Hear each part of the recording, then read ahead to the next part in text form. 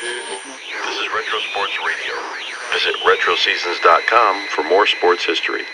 The New York Giants faced the Green Bay Packers for the 1961 NFL Championship at New City Stadium in Wisconsin on December 31st, 1961. The Packers were led by third-year coach Vince Lombardi. Green Bay was coming off a championship loss to the Eagles in 1960 and marched through the 1961 NFL regular season with an 11-3 record thanks to the arm of 27-year-old quarterback Bart Starr. The Giants were led by veteran quarterback Y.A. Tittle and managed by first-year head coach Allie Sherman. After two straight trips to the championship game in 1958 and 59, the Giants slipped to third place in 1960 before hiring Sherman to take over in 1961 and lead New York back to the championship game. This is the NBC radio broadcast featuring announcers Ray Scott and Jim Leeming. NBC Radio Sports brings you the National Football League Championship game between the Green Bay Packers and the New York Giants. Hello, everyone.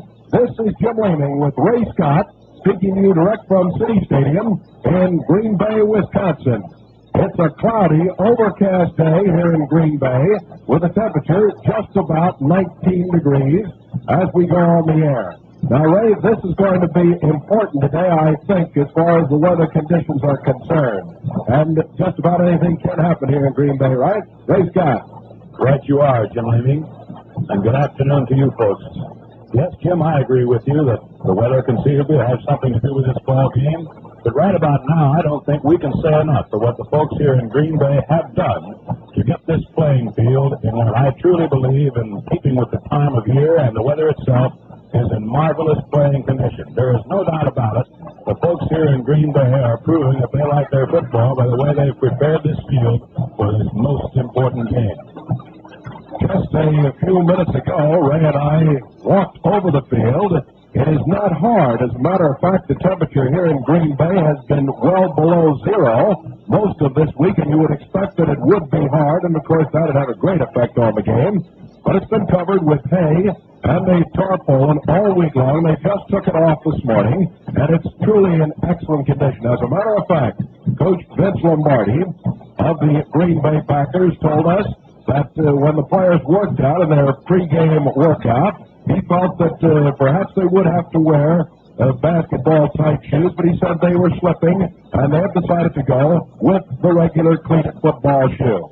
The New York Giants, we noticed when they worked out, did have tennis-type shoes on, at least about 90% of the players, so we'll have to wait until they come out for the opening kickoff to see just what the Giants have decided on for this ball game today. The players are well-equipped, I will say that. The Green Bay Packers come into the championship game as, of course, champions of the West, having won last year and again this season. Their record during the regular season, 11 wins against 3 losses.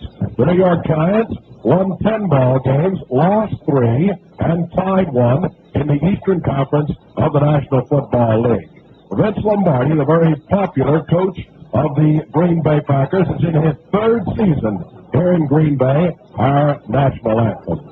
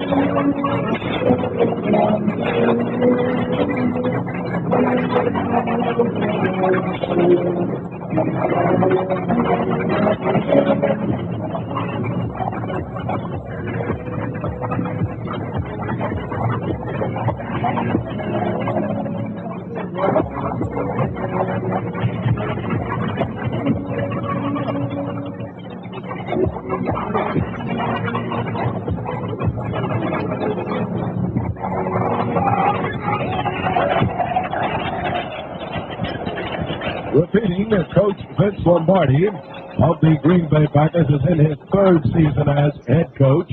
And, of course, this is his 2nd year in the title game. Allie Sherman is a rookie coach with the New York Giants.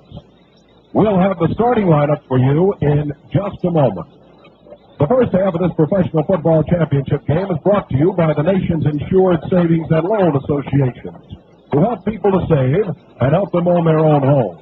You're invited to join the 29 million smart Americans who have savings accounts at insured savings and loan associations and who have learned that where you save does make a difference.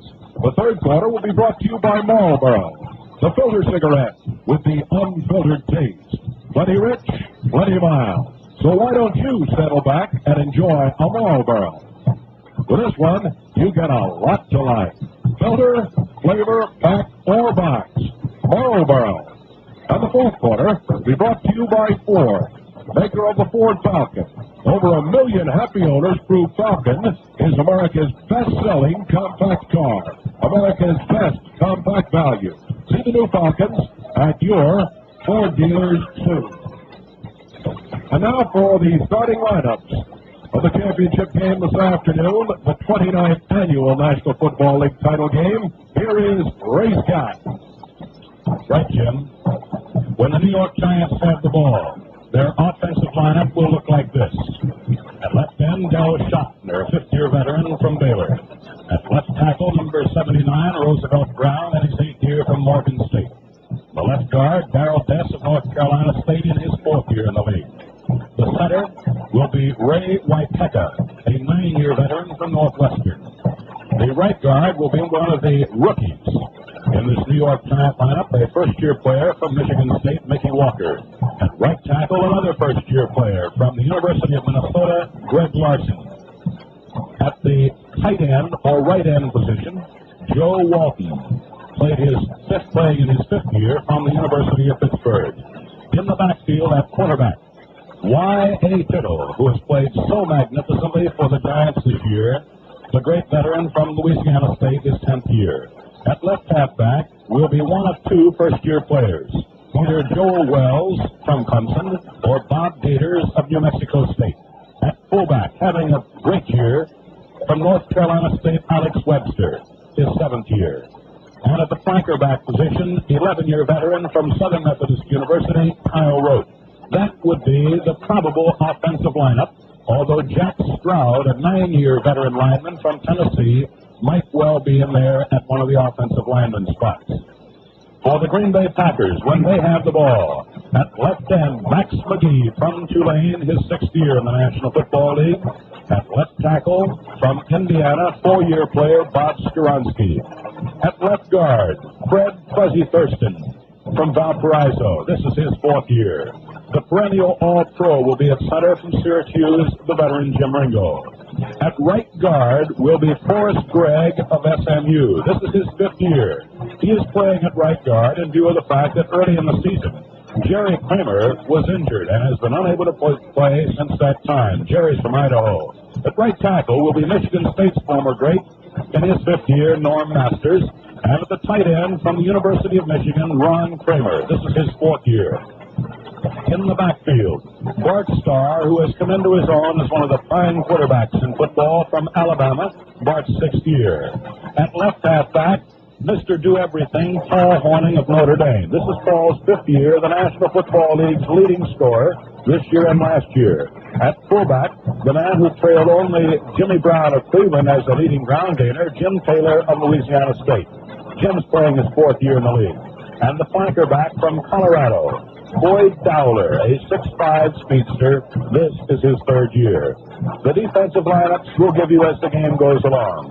That, Jim, is what I expect to be the offensive lineups for this championship game before this capacity crowd in the town that proudly calls itself right now, by virtue of the banners all over Green Bay, as Title Town, USA. Jim?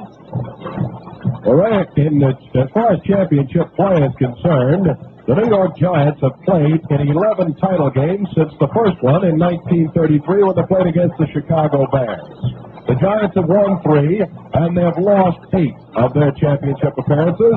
As far as the Green Bay Packers are concerned, they have played in a total of 5. They have won 3, and they have lost 2. Now, this past season saw the Giants and the Packers meet twice, once in preseason play and once during regular season play just 3 weeks ago here in Green Bay, Wisconsin. And the strange thing about that is that both games ended in the identical score of 20-17, with the Green Bay Packers winning both times. But in both of those games, it could have gone, very honestly, either way. Both of these teams have a great deal of respect for one another, and as you talk to the players, as we did last night, and actually before game time today, you know that they figure this is going to be one of the great ones, and it certainly will be one of the great ones. I'm sure of that today. As I say, they both have a great deal of respect for one another.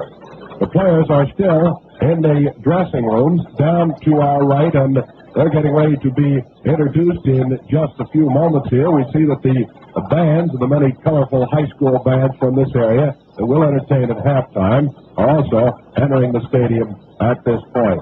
It's interesting to note that the players' benches here today have both been covered and heated, at least to a degree.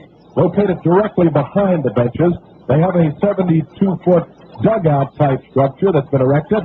It's lined with a 2-inch reflective-type insulation. And within that insulation enclosure there, they have 7 new revolutionary infrared heaters. They're located inside the structure, and each provides the amount of heat that you get in a normal home furnace. So they do expect that the players, not in the ball game, are going to be in pretty comfortable straits as far as waiting to go back into defensive players when they're waiting to go in, and of course, the offensive players too. As far as the equipment for playing in the game today, many of the players are going to wear winter-type golf gloves. They're padded on the back of their hand with a smooth surface on the front so they can still handle the ball. And, of course, many of them will be wearing any other sort of equipment that they can get on to keep them warm and yet not limit their activity at all. I do feel, though, that the field is in such good condition from at least a half an hour before game time here that they aren't going to have too much trouble as far as this weather's concerned. Would you agree on that, Ray? I would, Jim. And we were trying to figure out the correct terminology to use to describe a sort of rotating brush that was used in front of Jeeps to actually sweep off the last of the straw, or hay if you prefer, that was placed on the field. So it's in good shape, and let's hope at least the footing will have nothing to do with the outcome of the game. I'll tell you, we're going to have a tremendous football game here today. Well, we'll be set for the kickoff in just a minute. The sound of carpenters at work is a good sound, the sound of a growing America. For the construction business is the nation's biggest industry, a bellwether of our economy. The money you save at an insured savings and loan association helps your neighbors finance homes. It is the lifeblood of the construction industry. Insured savings and loan associations finance 1/3 of all home construction, providing jobs for carpenters, electricians, painters, plumbers, roofers. Income for hundreds of factories, which supply the materials that go into these homes. Everything from nails to appliances. And part of this money, in turn, is spent in retail stores everywhere. So it's good to know that when you save at an insured savings and loan association, your money, in addition to earning excellent returns for you, helps your neighbor own homes, builds better communities, and stimulates all business.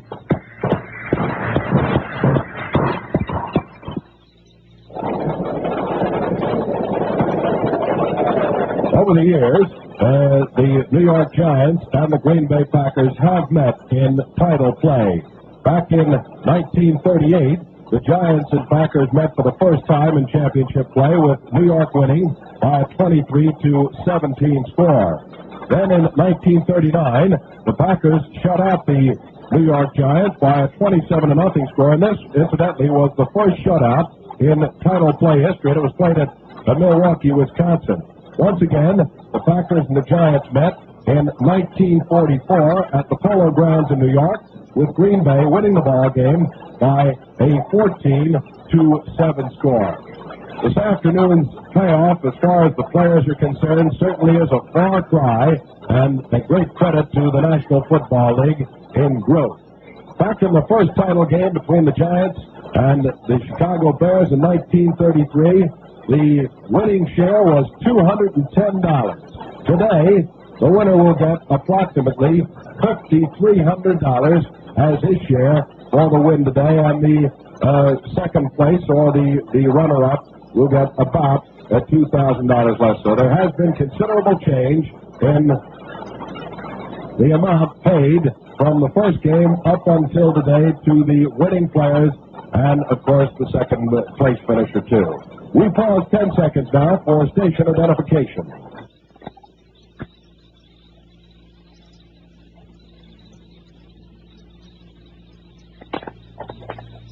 This is WGY, WGFM Schenectady. The coaches here today are both very likable guys and certainly well-equipped for the jobs that they've undertaken, and the record bears that out. Vince Lombardi, as we mentioned a while ago, came to Green Bay just 3 years ago, and he has really picked them off the ground. Last year, winning the Western Division title and losing to the Philadelphia Eagles at Franklin Field in Philadelphia, and this year, once again, winning the Western Division title. As far as the New York Giants are concerned, their young coach, Allie Sherman, one of the youngest coaches in the football business, replaced Vince Lombardi, actually, as offensive coach of the New York Giants back in 1959, when Vince came here to Green Bay, Wisconsin. Following the retirement of Jim Lee Howell at New York, Allie Sherman moved up to the head coaching job, and here in his first year has had a dream come true. The championship game, and no coach, I'm sure, could ask for anything more than has happened to young Allie Sherman. As I say, a very likable guy and a fellow who has done a tremendous job. He did it as an assistant coach when he was the backfield coach and set the offense of the New York Giants, and has done a tremendous job as head coach in directing them to the Eastern Division title. Right now, the New York Giants are being introduced for this ball game, and I think that everything's just about ready to go, Ray. You are right, Jim. You know, the National Football League's publicity gentleman, Jim Kensel, the publicity men of the respective ball clubs, do such a fine job in sending out statistics to broadcasters such as Jim and myself that actually it's difficult to try and pick out just what statistic might conceivably have something to do with the ball game. But one thing to me is very interesting, Jim, looking at the statistical side of this game, and that's the fact that the Giants, defensively, in the one department that I like to think that counts, giving up points, were the best. They gave up just 220. Next to them, the Packers. They gave up just 223. And in points scored, the Packers led with 391. Right behind them, the Giants with 368. Now, the roar you hear in the background is evidence, if you need any other, that this game is being played in Green Bay. Their favorites are being introduced. The offensive lineup that we gave you moments ago, the offensive starters for the Green Bay Packers. And you know something right now, although the lights are on at City Stadium, the sun is shining. Jim, let's hope that's some sort of an omen. It certainly is a welcome sight here in Green Bay, I'll tell you that. Ray, talking about statistics, there are a couple of interesting ones that may show something about how these teams like to operate. Statistically, the Green Bay Packers have shown just a little bit better strength on the ground, although not too much, than the New York Giants. In net yards rushing, the Green Bay Packers have gained 2,350 yards this season to the Giants 1,857. And when you get to the passing game with Tittle and Johnny Connolly, who handle this New York attack so well, the Giants are just a little bit stronger in that department, at least have proven so over the season.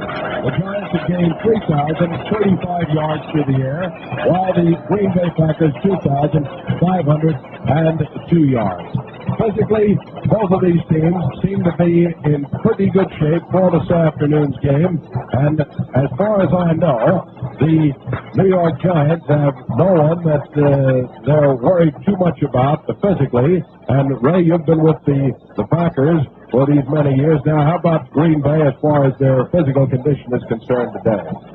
Most of their players, and again, to the best of my knowledge, Jim, have come back from whatever injuries they have had during the season, with the one exception I mentioned earlier, guard Jerry Kramer, who sustained an injury early in the season, and of course they have lost him for the year, but they have made the necessary adjustment at that position.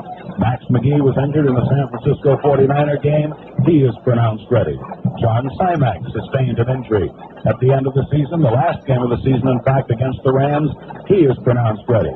I would say the one question mark right now would be, and I even hesitate to mention it, but perhaps some sort of a record should be made, and that is that the Packers' great fullback Jim Taylor has been something less than his usual physical self. But time will tell. He certainly looked well in pregame warm-up for whatever that means. The officials for today's game are right about now bringing out the captain of the Giants, Andy Robustelli, and they'll be joined in a moment. The referee, George Renix, and Robustelli, along with Kyle Rote, will be joined by their counterparts of the Packers, Bill Forrester, the defensive captain, and Jimmy Ringo, the offensive captain. In addition to George Renix, the umpire is Jim Beersdorfer, the head linesman, John Heiberger, the back judge, Charles Chuck Sweeney, and the field judge is Frank Luzar. Indication being made that the Giants have won the toss and will receive. And so this kickoff is just a moment or so away, and I know it's a hackneyed phrase and has been used many times, but Gene, I honestly think you can feel the excitement. You certainly can. They have gone over almost every championship game, and there hasn't been a one that hasn't had some point in it that, well, just outshone the one the year before, and we fully expect that here this afternoon in Green Bay, we're going to have just such a ball game. I know that all of the players are ready to give it everything they have, and you can be sure that both coaches and their staffs have done everything in their power to prepare these teams for this ball game this afternoon. The Green Bay Packers go out onto the field. The New York Giants are there, and we're ready for action here this afternoon. The National Football League title game. The Eastern Division champions, the New York Giants, coached by Allie Sherman, and the Western Division champs, the Green Bay Packers, coached by Vince Lombardi. For the play-by-play action, here is Ray Scott. Right you are, and mighty happy that all of you are with us. Veteran place kicker Ben Agajanian will kick off for the Packers, defend the goal line to our left. Deep for the Giants at the goal line is Joel Wells and Bob Gators, two rookie halfbacks of Allie Sherman's Giants. We're set to go. Mighty happy you're with us, and let's hope we have a great football game. This crowd is really coming alive as Ben Agajanian looks at the ball. Comes up toward the ball, and the championship game is underway. It is off to the left. It is going to land at the 15-yard line. He's picked up by Wells. He gets away from one man to the 20, 25, and he is caught from behind and slipped down at around the 30-yard line. Joel Wells takes a comparatively short kickoff. Ray Nitschke makes the tackle. It is the Giants' ball, first down and 10 from their 31-yard line. Y.A. Tittle will be the quarterback. In a moment, we'll know whether the Giants are going to try and start with something very surprising. The Giants, I see, decided to go with regular football shoes. They have discarded the basketball type shoe they had at warm-up time. Webster and Wells are in the backfield behind Y.A. Tittle, and it is coming off the left side. Webster hit down the 31-yard line.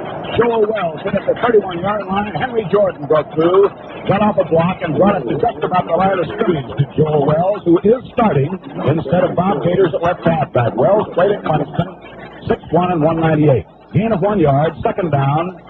9 yards to go. The Giants moving right to left on their own 31-yard line. Bill Schaffner is a tight left end. Flanking out wide to the right is Kyle Rote.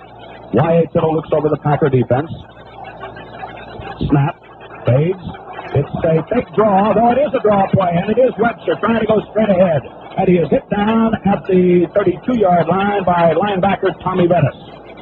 It'll come up third down and 8, a gain of 1 that time. So it is Schaffner, Roosevelt Brown, Stroud, Dess, Whitepecker, Larson, Walton, Rote, Webster, Tittle, and Wells for the Giants. The Packers up front have Willie Davis, Dave Hanner, Henry Jordan, and Bill Quinlan. Dan Curry, Tom Bettis, and Bill Forrester. The linebackers, Hank Bellinger, Johnny Simak, Willie Wood, and Jess Woodingle on defense. Third down, 8 play for the Giants from their own 32-yard line. Game just underway, no score from Green Bay. Why, Tittle with a long count, and he fakes the pass. Has pretty good protection. Goes out on the right flat to Webster. He comes to the 35-yard line, slips and falls. Comes to the 37-yard line, and will come up 4th down and 3. A flip pass, a little flare out in the right flat. Making the tackle was linebacker Dan Curry. And the first series of downs, the Packers defensive unit have held the Giants, and it apparently will be a punting situation for New York. And again, the sun begins to shine here at Green Bay. Doing the punting will be John Chandler. He's one of the best. Deep for Green Bay will be Luke Carpenter and Willie Wood down around the 20-yard line. Chandler will punt from about the Giants' 22-yard line with the sun at his back. Pass to the center. The kick is away. It is end over end.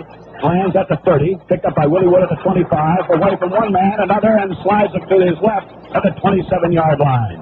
Very little run back, and Jim, there's no doubt about it, this field is going to be a little bit treacherous. Now that we've actually watched them try and make their cuts. I certainly think it will be, Ray.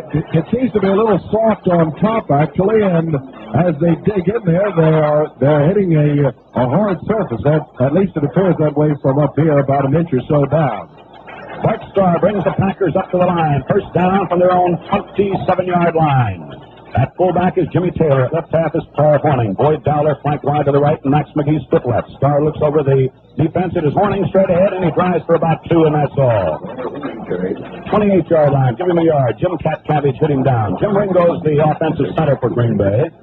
Flanked by Fuzzy Thurston on the left side, Forrest Gregg on the right. The tackles are Bob Skoronsky and Norm Masters. Ron Kramer, the tight end, he'll line up either on the right or left side. Gain of 1 that time for Hornung, 2nd down 9. Jimmy Cabbage, Dick Mozdaleski, Rosie Greer, and Andy Robistelli, the front 4 for the Giants. Cliff Livingston, Sam Huff, and Tom Scott, the linebackers. Rich Barnes, Joe Morrison, Jim Patton, Dick Lynch, the deep end. 2nd down 9, Green Bay moving left to right from their own 28-yard line. Bart Starr calls the signals. Takes the snap, hands off to Hornung, and he goes off the left side and drives forward to near the 34-yard line.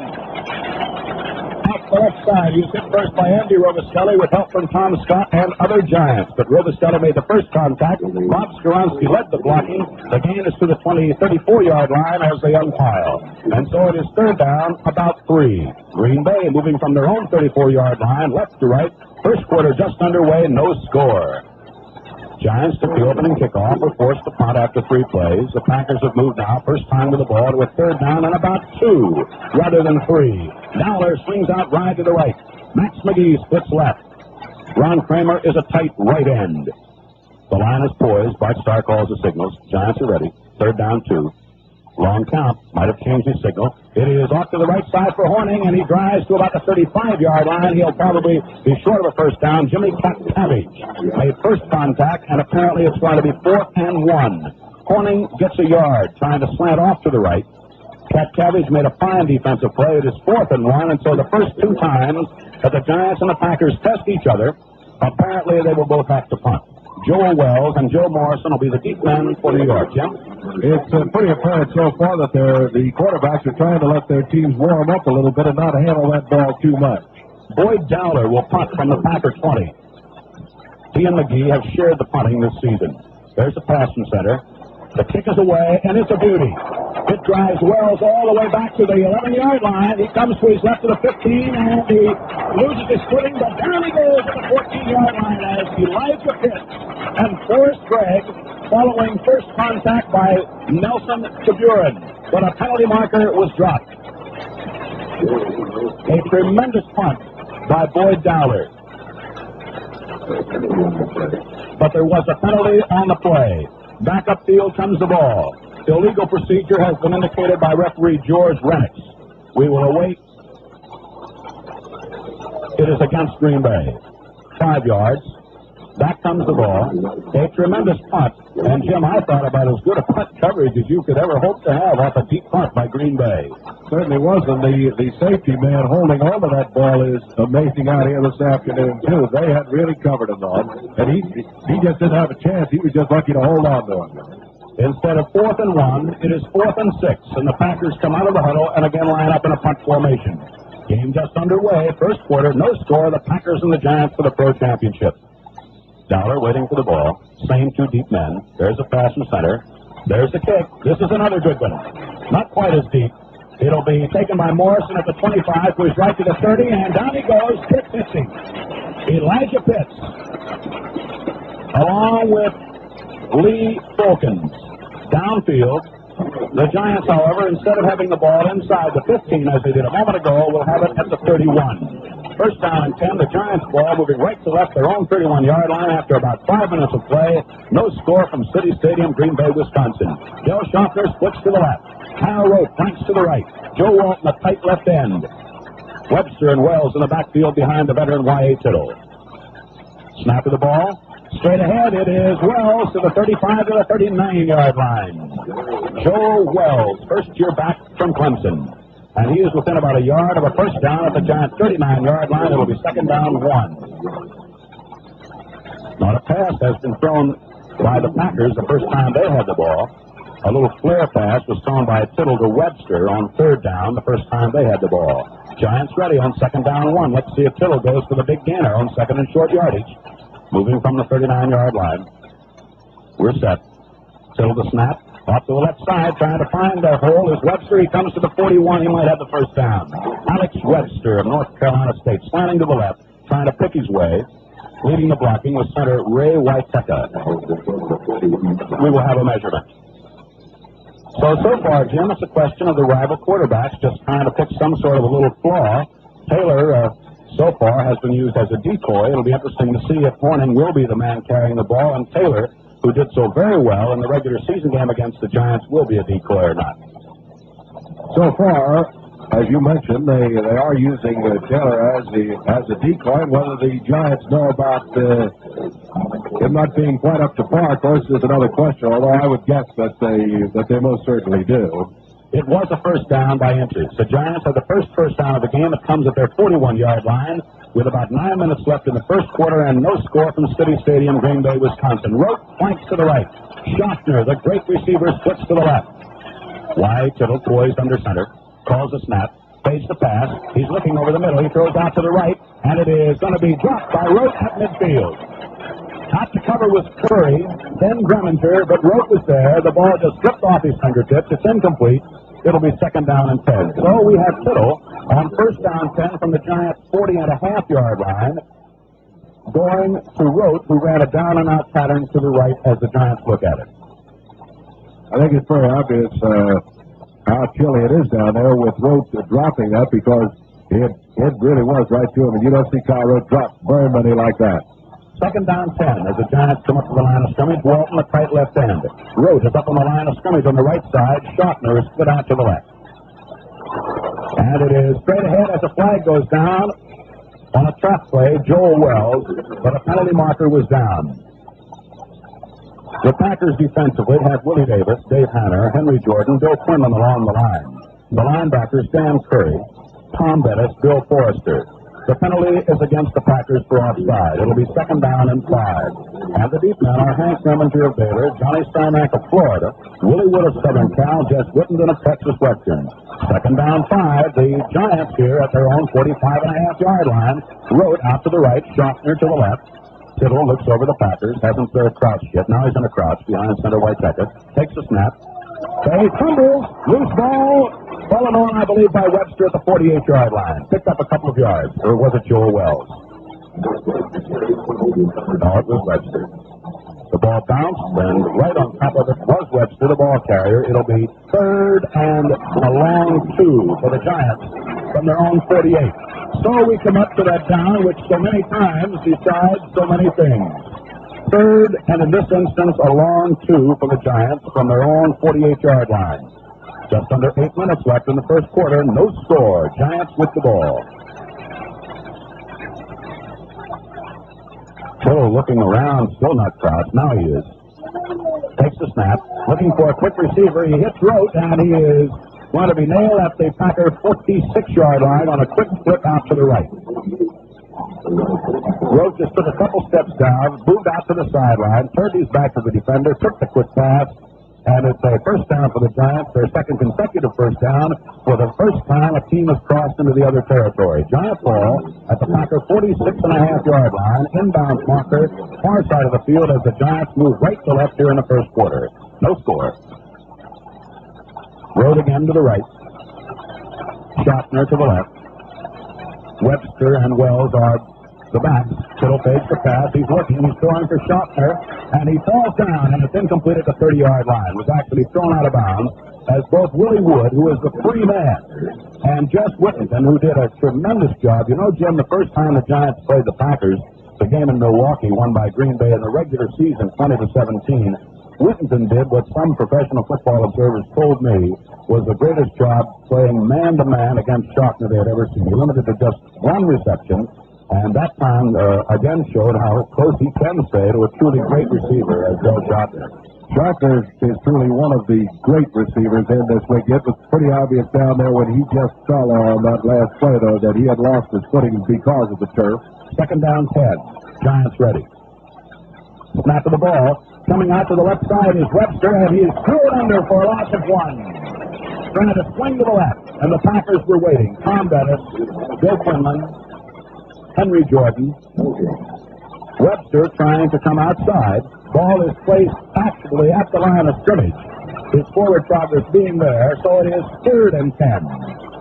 And of course, always be mindful of the fact, as we are, that the Giants have a great place kicker in Pat Summerall on the bench, just as the Packers have both Paul Hornung and Ben Agajanian. So a 3rd down and 10 play coming up as the Giants are on the line of scrimmage and the Packers are waiting. Tittle fakes the pass. Has pretty good protection. Has a lot of time. He's throwing very deep, and it is Rote dropping the ball at the 13-yard line. Willie Wood, Hank Greminger were both deep, but Rote made a little maneuver at the last instant, which put him just in front of Willie Wood. The ball dropped out of his grasp. It is 4th and 10. Into the game is John Chandler. With the ball at the Green Bay 46.5-yard line, this modest drive of the Giants comes to an apparent halt with about 6 minutes left in the first quarter and no score. Lou Carpenter, Willie Wood looking into the sun are the deep men at the 10-yard line for Green Bay. John Chandler, a great punter, stands at the Giant 40. The pass in the center is true. The kick aim for the left coffin corner. A high spiral will go into the end zone in the left corner, and the Packers will have the ball for the second time in this game from their own 20-yard line. And no doubt about it, Jim, the weather is cold enough when, as you mentioned earlier, a sure-fingered receiver like Kyle Rote has trouble holding on to the ball. Kyle is having a little bit of difficulty with his right hand, too. He had that injured, and I'm sure that isn't helping him at all on these receptions, but he is a truly great receiver, and that has to be one of the reasons with this frigid weather. Packers up on the line at the 20. Bart Starr calls signals. Taylor and Hornung behind him. Taylor to the right. Rather, Hornung to the right. And it is Paul Hornung off the left side, coming to the 20, to the 24-yard line, sliding to the left. And again, it was first a fake to Taylor, then the give to Hornung. The first time back in Milwaukee, Taylor had one of his great days when he ran for 186 yards against the Giants. And conceivably, the Packers are trying to take advantage of the fact that they are expecting Taylor. In a 4, 2nd down 6. Rosie Greer, the right tackle. Andy Robiscotti, the defensive right end, made the stop for New York. 2nd down 6. Green Bay moving left to right from their own 24-yard line. Boyd Dowler to the right. Max McGee to the left. No score. First quarter, about 5 minutes left in the period. Starr takes the handoff. He's looking for a deep receiver. He's throwing for McGee, and it is just over his fingertips at the 36-yard line. Covering on the play was Dick Lynch. It touched the fingertips of Max McGee, who had a step on the defender. And Starr, like Tittle, has shown us already of what a tremendous passer he is to be on target at great distance. Well, you mentioned Dick Lynch in the Giant brochure as a confirmed bachelor, and so Dick got married last Thursday. Oh. 3rd and 6, Green Bay from their own 24. The Packers have yet to register a first down. The Giants have 2. There is no score, and about 5 minutes left in the first quarter. The Giants the Packers 3rd and 6 from their own 24. Same offensive setup. McGee left. Dowler right. Snap of the ball. Bart Starr fakes the pass, throws to Paul Hornung at the 30. He's at the 35. He's at the 40. He's swings to the right to the 45. He's at midfield. Paul Hornung is down. Kurt Livingston made the tackle. Bart Starr man. Paul Hornung. Whistle on the field, the Giants. Apparently want to talk things over, so there's time out on the field with the score. Green Bay nothing and New York nothing.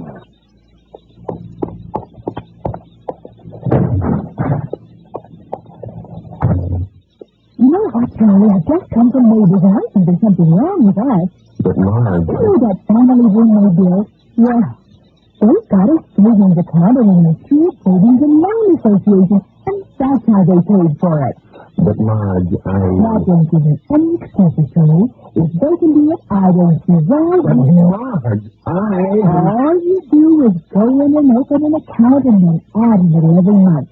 Your savings are an income, too. But, Marge, I'm not going to listen to any buts. There's an Mutual Savings and Loan Association right But, Marge, I have an account at an insured savings and loan association. Hello?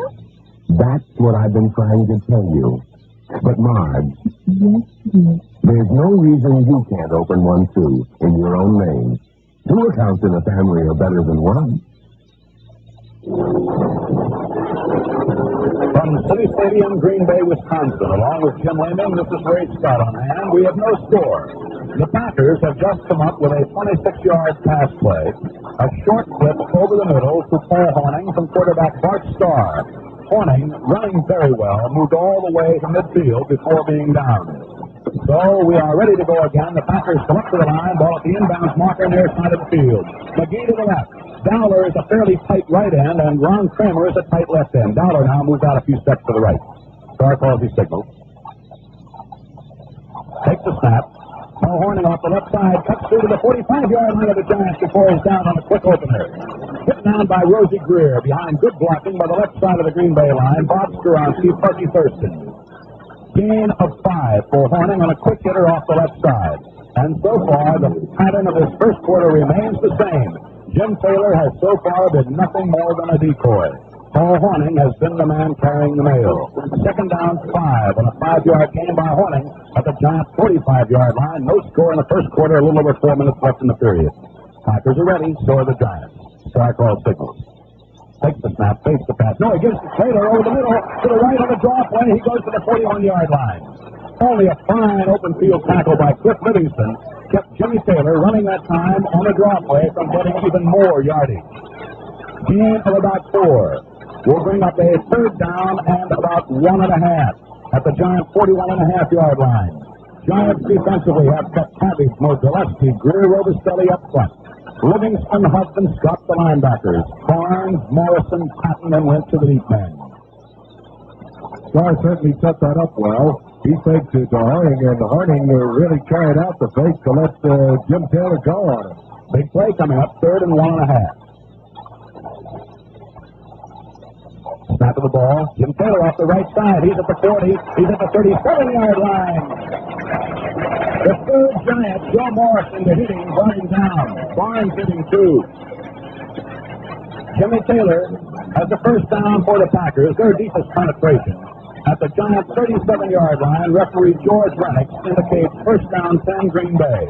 About 3 minutes left in the first quarter. There is no score. Ball inbounds marker near side of the field. Boyd Dowler comes out of the huddle, splits right. Max McGee will be a pretty tight left end. Ron Kramer is a tight right end.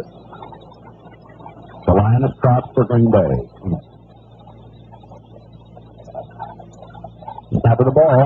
Jimmy Taylor off the right side finds daylight and comes to the 33-yard line. Before he's met by the great middle linebacker, Sam Huff. Leading the blocking, Fuzzy Thurston, Ron Kramer, Master and Gregg. Gain on the play to the 32-yard line of 5 yards. Second down, 5. A little over 2 minutes left in this scoreless first quarter. Giants took the opening kickoff, failed to move, and punted. Packers couldn't move. They had to punt. Giants moved for 2 first downs, forced the punt.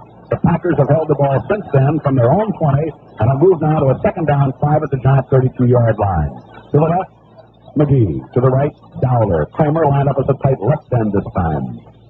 Snap of the ball. Paul Hornung off the left side to the 30, to the 25-yard line. As he's finally tackled by Tom Scott and Joe Morrison. Paul Hornung drives 7 yards for a first down, almost directly in front of the goalpost at the Giants' 25-yard line. Hornung, of all the runners, seems to be having the least amount of trouble with footing here today. As a matter of fact, he hadn't had any so far in his cutting and maneuvering once he gets past that line of scrimmage. Again, Boyd Dowler will go wide to the right. McGee will be a tight left end, and Kramer the same way on the right side. Practically a 7-man Giant line.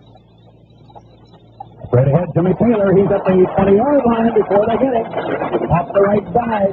Behind, fine blocking by Norm Masters. Sam Huff makes the stop. 5-yard gain. Second down, 5. Jim, I hear the crowd booing, but quite honestly, I have no idea why. I think Sam Huff and Jim Taylor had a few words down there after that tackle, and I'm quite sure that the Green Bay fans didn't want one of their great favorites nailed in any way.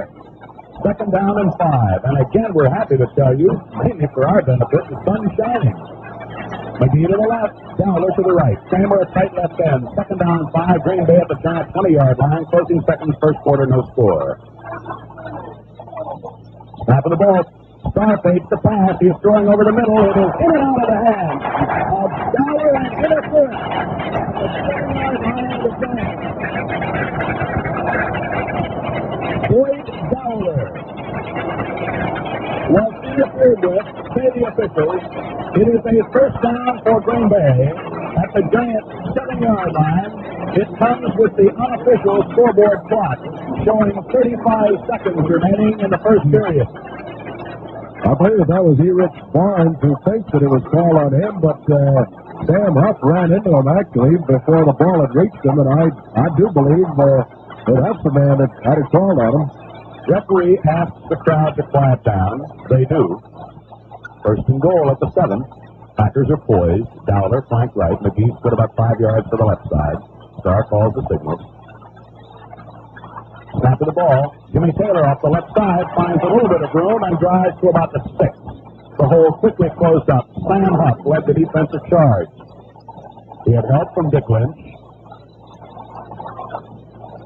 among others. Gain on the play, if any, about a half yard. And we may or may not have time for another play here in the first period. Although the official time is kept on the field by the back judge, it is usually close to that showing on the scoreboard, and the scoreboard clock, which is running, shows just 3 seconds left in the period. The Packers break huddle. There's the gun. That's the end of the first quarter with the score. Green Bay nothing, New York nothing. In a few days, the nation's insured savings and loan associations will say Happy New Year to their savers with a dividend to 29 million people. If you aren't sharing in these generous earnings, why don't you start the new year right by opening a savings account at one of the conveniently located insured savings and loan associations? All you do is go in, give your name, address, and signature, and the amount you want to start your account with. It's that simple. And what other New Year's resolution can you make that's so important to your future? You'll get a passbook that will make better reading each year as your savings grow, helped by excellent earnings. So how about it? Remember, you have to plan ahead to get ahead. Stop in at your nearby Insured Savings and Loan Association and get the new year off to a profitable start by opening that savings account. Savings are insured by a United States government agency. We pause 10 seconds for station identification. These are the General Electric stations, WGY and WGFM, Schenectady.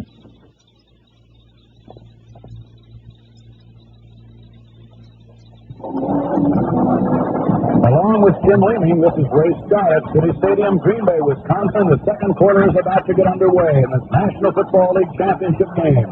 The Green Bay Packers have a second and goal at the Giants' 6.5-yard line. Now moving from right to left, and the ball about 20 yards in from the near side of the field. The sun is at the back of the Packers now. Green Bay comes up to the line. Dowler to the right, McGee to the left. Bart Starr calls signals. Ron Kramer at tight right end. Snap of the ball, Paul Hornung off the right side, cuts at the 5, end zone, touchdown.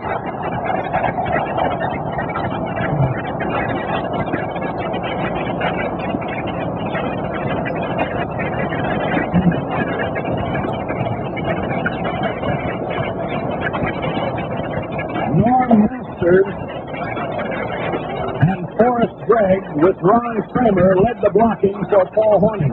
And the Packers draw first blood, leading 6-0. Hornung with Starr holding will try to make it 7.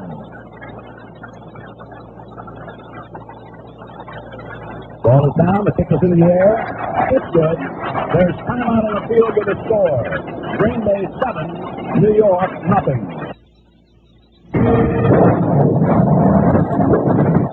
A ride on a roller coaster is fun. It goes up, and then down it goes. But a roller coaster ride is no place for your life savings.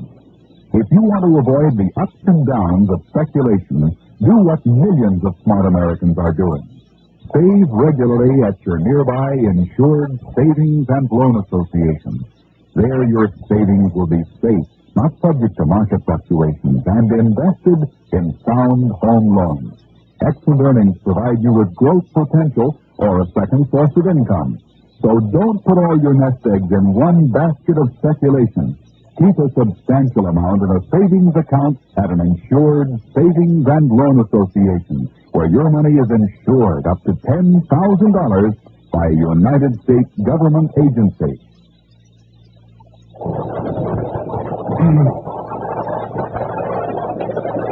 Jim, Paul Hornung has certainly been a most impressive runner today, but as you have pointed out on several occasions, it's been the teamwork of he and Taylor with their fake setting up the other that's made it all possible.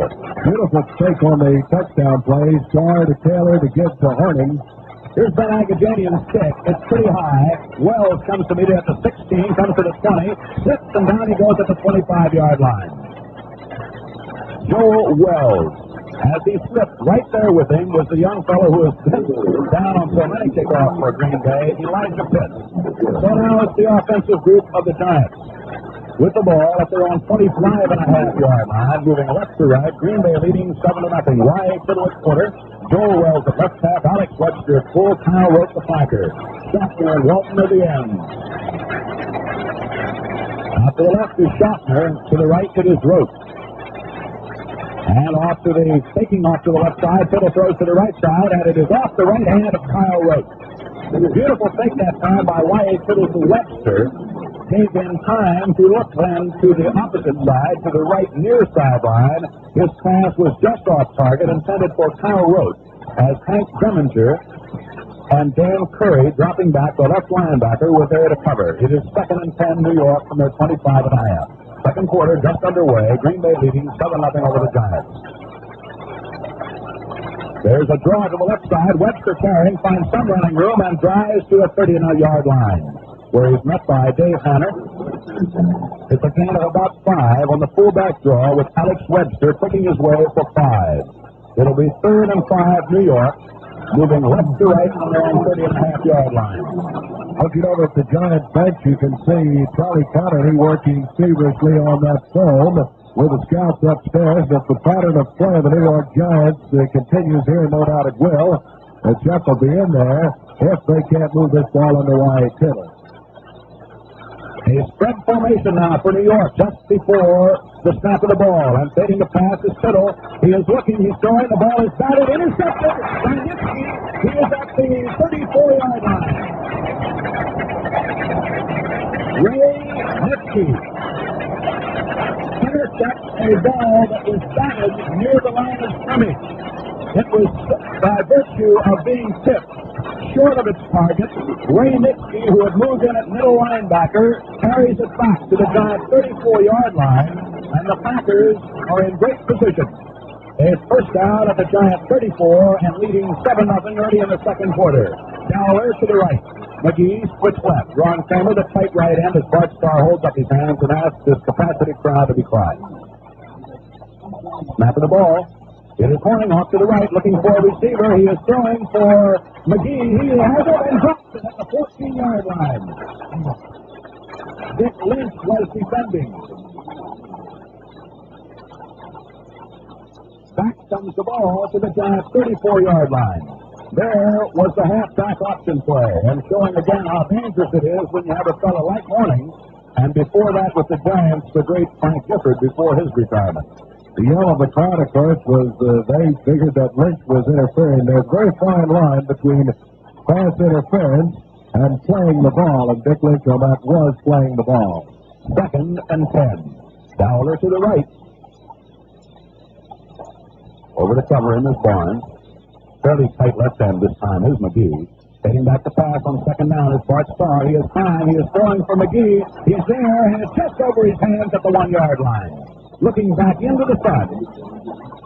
Jim Patton was defending that time. So again, Bart Starr tries to go for distance. And it is incomplete, and it's 3rd down and 10. Packers 7, Giants nothing. About 13 minutes left in the first half. The Packers scoring on an 80-yard touchdown drive with Paul Hornung going in on the first play of the second quarter from 6.5 yards out, then adding the extra point. Packers in the huddle. Giants setting up their defense. To the right, Dowler. Ron Kramer will be a tight right end.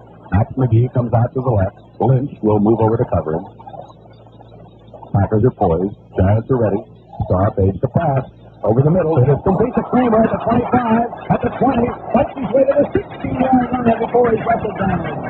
Sam Huff, Jim Patton, bringing down.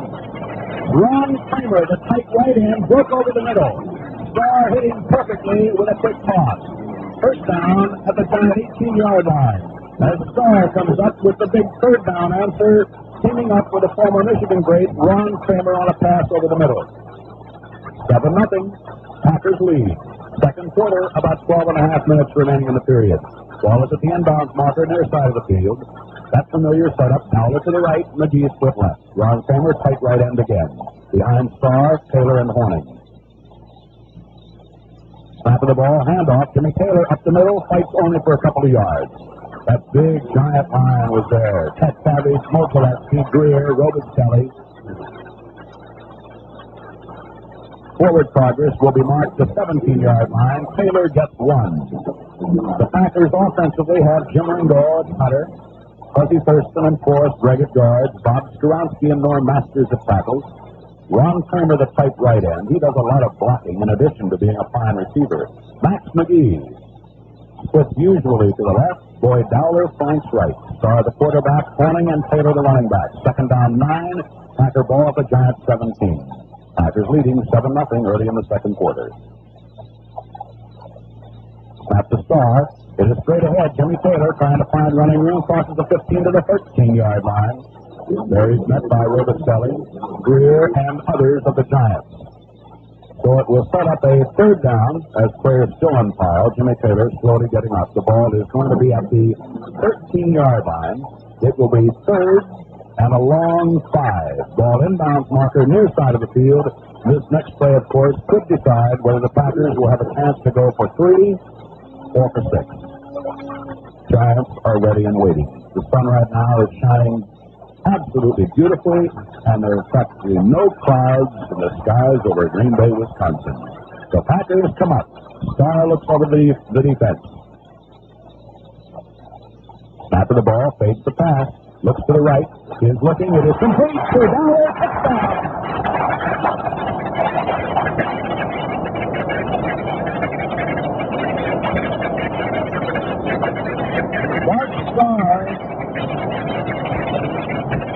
Bart Starr hit a quick slant pattern to Boyd Dowler, who was in front of the deep man.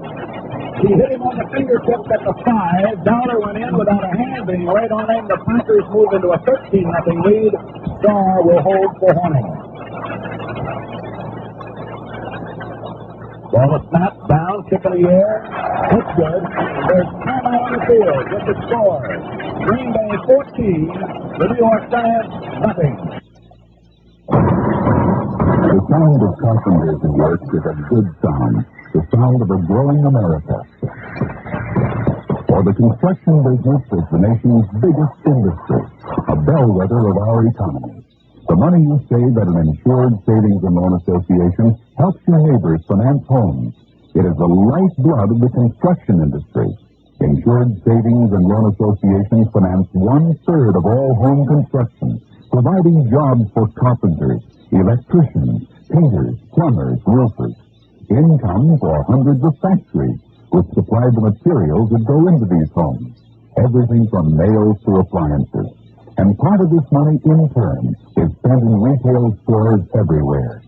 So it's good to know that when you save at an insured savings and loan association, your money, in addition to earning excellent returns for you, helps your neighbor own homes, builds better communities, and stimulates all business.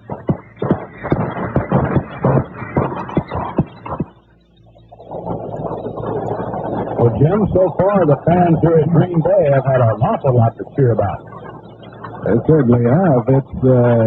It's been a well-called game so far, and on the part of quarterback Bart Starr, he has mixed them up just perfectly here. Agajanian preparing to kick off. The Giant Beatmen, Gators and Wells are up at the 10-yard line. There's the kick.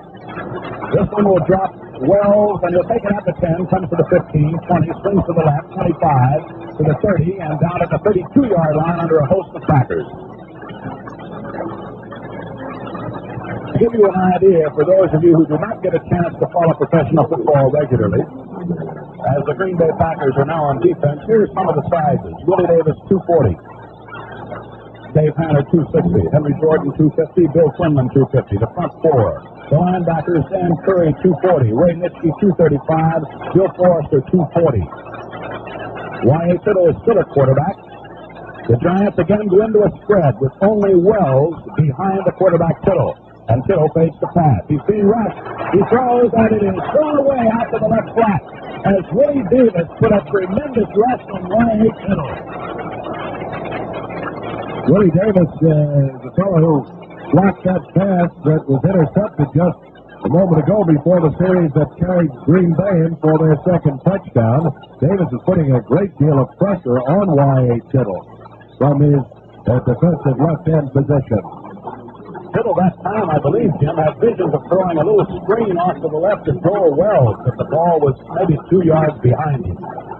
Second down 10, Giants from their own 32. Again, they go into a spread. Webster to the right, Walton to the right, Rote to the right. Heading the pass is Tittle. Pretty good protection, throws over the middle, and it is way overthrown, intended for Walton.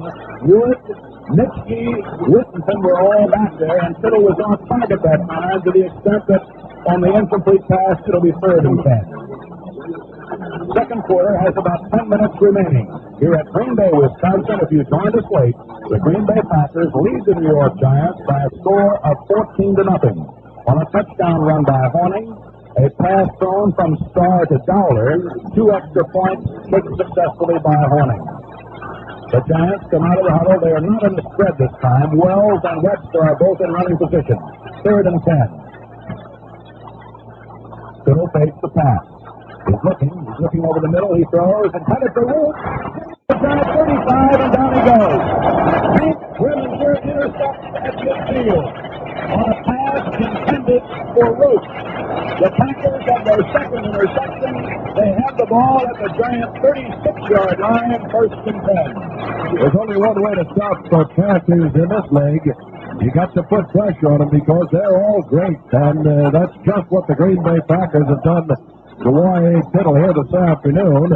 They have put tremendous pressure on him, and as a result, they're ahead 14-0. The Packers' offensive unit is ready. To the left, McGee. To the right, Dowler. Kramer on the left side as a tight end, Ron Kramer. It is straight ahead. Jimmy Taylor trying to find running room. Comes to the outside to the 32-yard line. Before he is hit down by Dick Lynch and Jim Patton. Jim Taylor running off to his left. Tom Scott was in on the play as well. For the Giants, Jim Catcabbage, 240 from Dayton. Dick Modzelewski, 260 from Maryland. Rosie Greer of Penn State, 290. 230-pound Andy Robistelli, that's the front four. Cliff Livingston of UCLA, Sam Huff of West Virginia, Tom Scott of Virginia, the linebackers.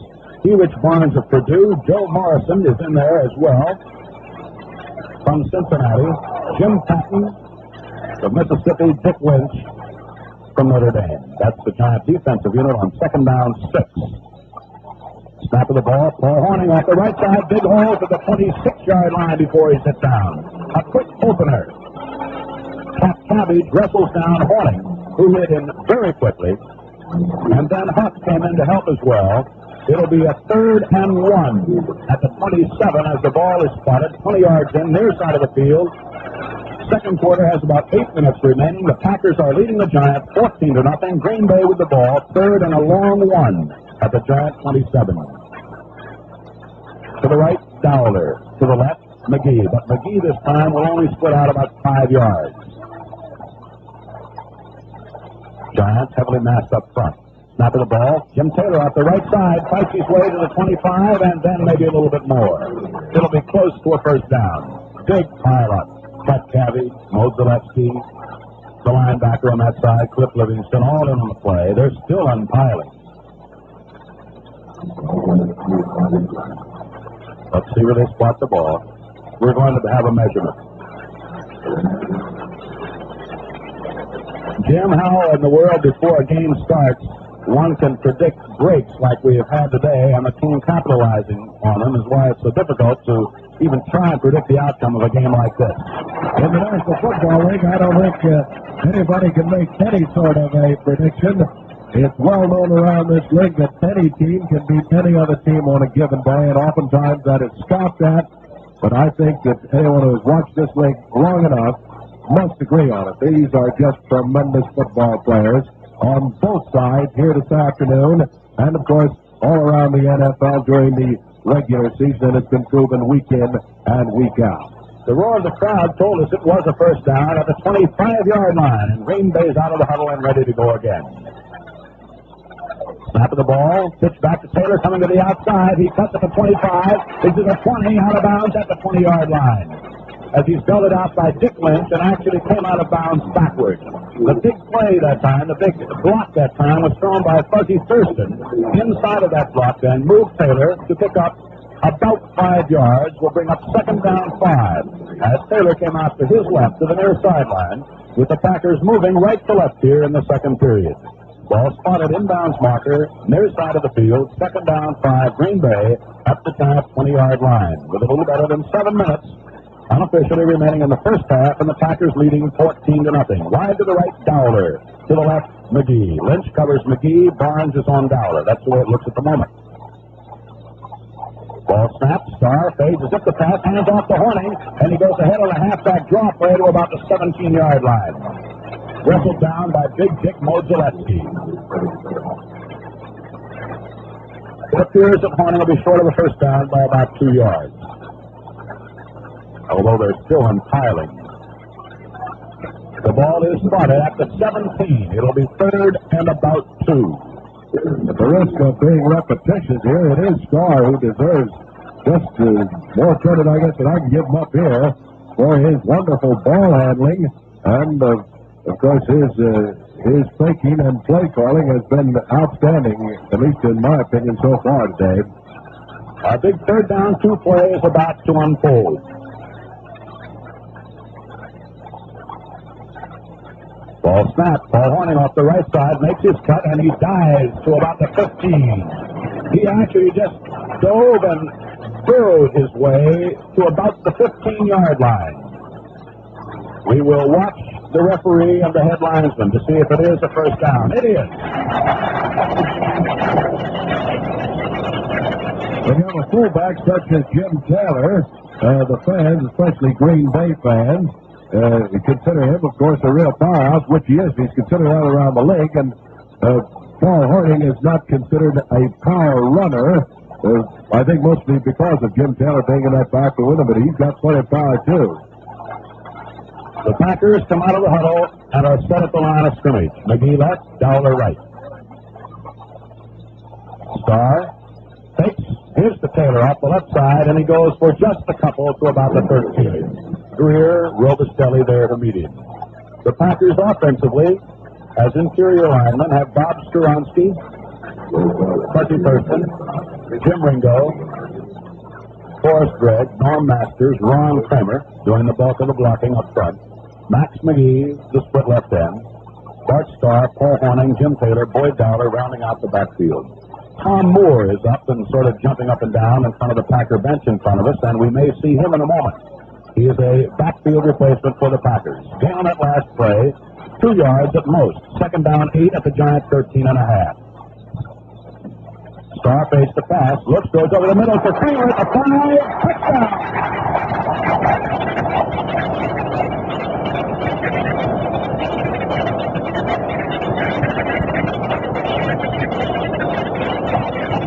Over the middle. Now, the last time, Jim, when Starr hit Kramer the last time on the way to a touchdown, he was a tight right end and broke over the middle. This time he lined up as a tight left end, broke over the middle, was hit at the 5, but carried his man into the end zone for a touchdown. Hornung would try to add another point. The ball is down, kicks in the air, it's good. There's time out on the field with a score. The Green Bay Packers 21, the New York Giants nothing.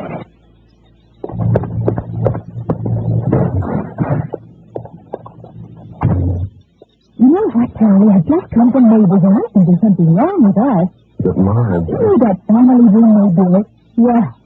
They've got a savings account at an Insured Savings and Loan Association, and that's how they paid for it. but, Marge, Now, don't give me any excuses, Charlie. If they can do it, I don't see why. But, Marge, All you do is go in and open an account and then add 11 months. Your savings are an income, too. But, Marge, I'm not going to listen to any buts. There's an Insured Savings and Loan Association right But, Marge, I have an account at an Insured Savings and Loan Association. Huh? That's what I've been trying to tell you. But, Marge, Yes, dear. there's no reason you can't open one, too, in your own name. 2 accounts in a family are better than 1. Here at City Stadium in Green Bay, Wisconsin, along with Jim Leeming, this is Ray Scott. And so far, and I always like to qualify things in a situation like this, Jim, so far the Packers have certainly been a most impressive ball club, if for no other reason because they've been able to capitalize on the breaks that have come their way. They have that in this league. Never count either team out, no matter what the score is, until that final whistle blows. Ben Agajanian getting ready to kick off, Ray. Agajanian comes to the ball. His kick will be taken by Wells at the 11, to the 15, 20, right side, 25, swings to the left, the 30, fights his way to the 39-yard line. Nitschke has him there, along with Dan Curry and Lee Fulton. So the Giants will have the ball. They have been victimized so far by 2 pass interceptions. Both led to touchdowns, and Charlie Connolly will be in at quarterback, as you predicted he might, Joe. Connolly, wearing tennis shoes, sends the Giants into a spread formation, strong right. Connolly fades the pass. He looks. He has time. His ball is batted in the air. It is going to be falling at the 43-yard line of the Giants harmlessly as Dave Tanner puts tremendous pressure on Connolly. And Jim, once again, the pressure being put on the passer, whether so far it be Tittle or Connolly, by this forward wall of the Packers has been just unbelievable. Well, as I mentioned a while ago, Ray, only one way you can stop these great passers, that's make them throw it as quick as you possibly can, and that's just what Green Bay has done this afternoon. Unofficially, we are the Giants completing 2 of 11 passes and have had 2 intercepted. Both led to touchdowns. 2nd and 10, Giants from their own 38 moving left to right. Connolly, snap of the ball, fades, is just a pass, hand off to Webster on a draw play off the left side, fights his way to the 45-yard line. Alex Webster, running with tremendous power, is finally nailed at the Giant 45.5 or 6-yard line. A gain of near 7. Webster getting up a bit slowly. He was hampered somewhat by injuries through the season, but he had a great year, ranking only behind Jimmy Brown and Jimmy Taylor as a leading rusher in the National Football League. 3rd down and 3. Packers lead 21-0. Second quarter has about 4 minutes remaining. Giants moving left to right with a 3rd and 3, and the veteran Charlie Connolly, 14 years in the league from Ole Miss. He sends Rote to the right, Schofter to the left. Wells and Webster behind him. Now they move out to the right again on a spread. Webster moving to the right. Connolly fades the pass. A penalty marker is down. He is throwing for Walton. And Willie Wood almost intercepts as he breaks it down at the 17-yard line, but a penalty marker was dropped. Joe Walton, the former Bart Starr, tight end, broke downfield. Willie Wood that time covering him along with Hank Greminger. The ball was broken down, but the penalty is against Green Bay. Referee George Rennick's indicating offside. It gives the Giants a first down, their third of the game. It comes at midfield. First down, the Giants at midfield. Ball 20 yards in, far side of the field. 3.5 minutes left in the first half. Packers leading by 21-0. Touchdown run by Hornung, 2 touchdown passes by Starr. 1 to Dowler, 1 to Ron Kramer. Extra points by Hornung. The Giants are up to the line. Bill King is in the backfield now in place of Webster. Formerly played at Vanderbilt. Snap of the ball.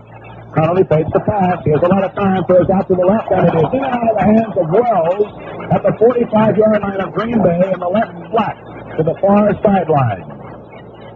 Bill King.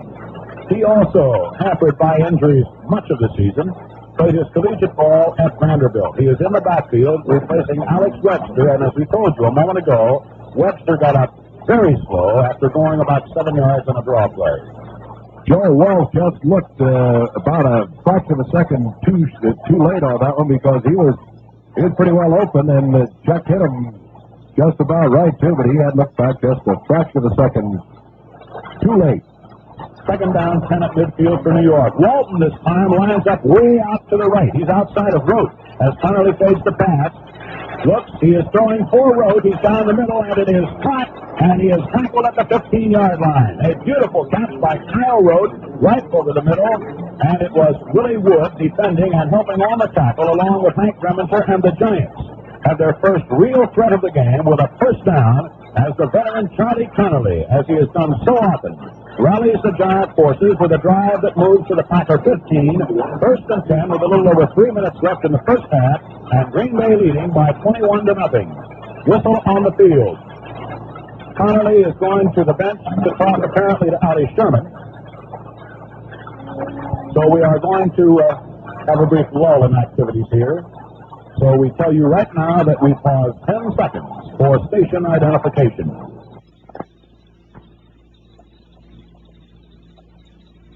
This is WGY, WGFM Schenectady.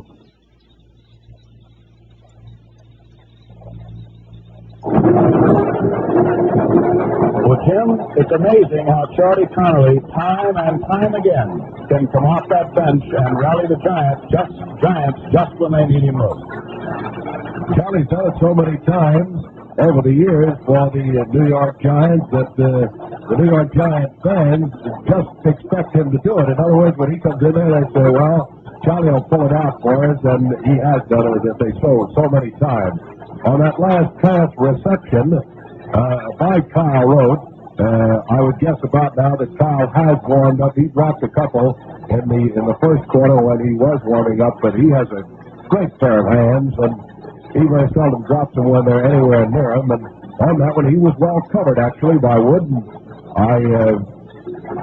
I think that from here on in, if they get it near him, he'll hold on. He's another old pro, and a true old pro, too, a guy that the fans have come to count on, the Giant fans have, and he seldom, if ever, lets them down.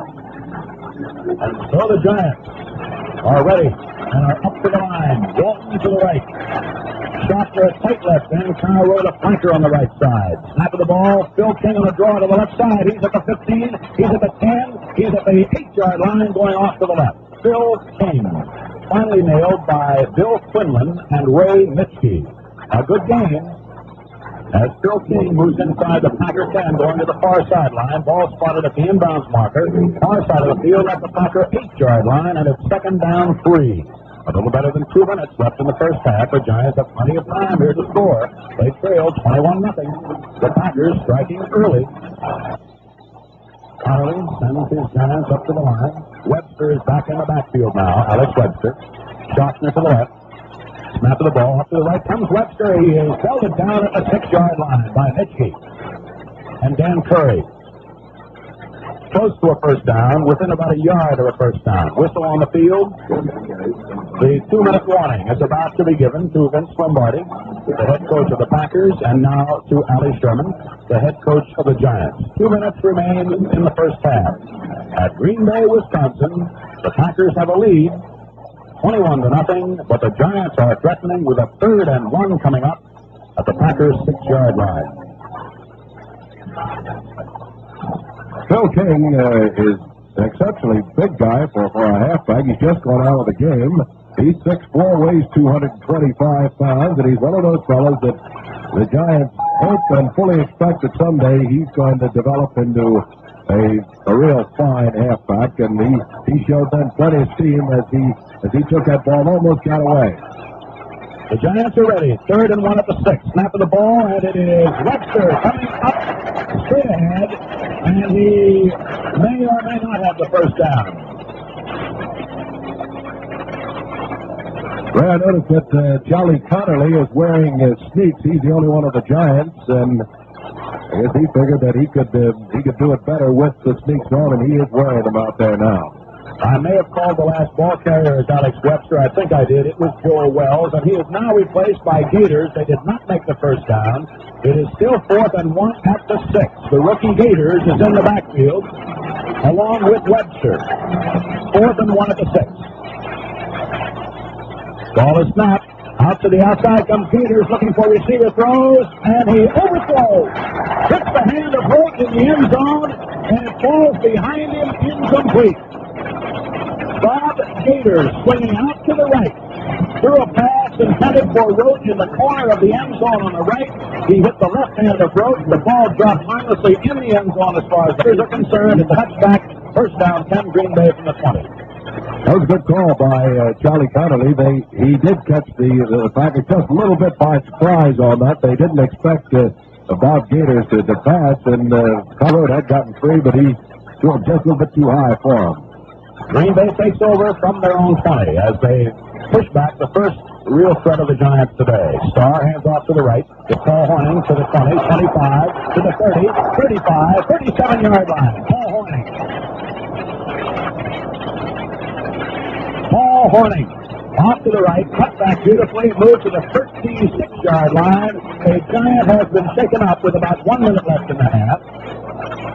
And this is going to require a timeout to be called for him. And Bart Starr is coming to the near sideline to confer with Vince Lombardi. And it is always, I think, perhaps a little unfair, Jim, to pick out one player or another, particularly at this point in the game. But I am truly amazed by the performance of Paul Hornung with a somewhat limited time that he has had to practice.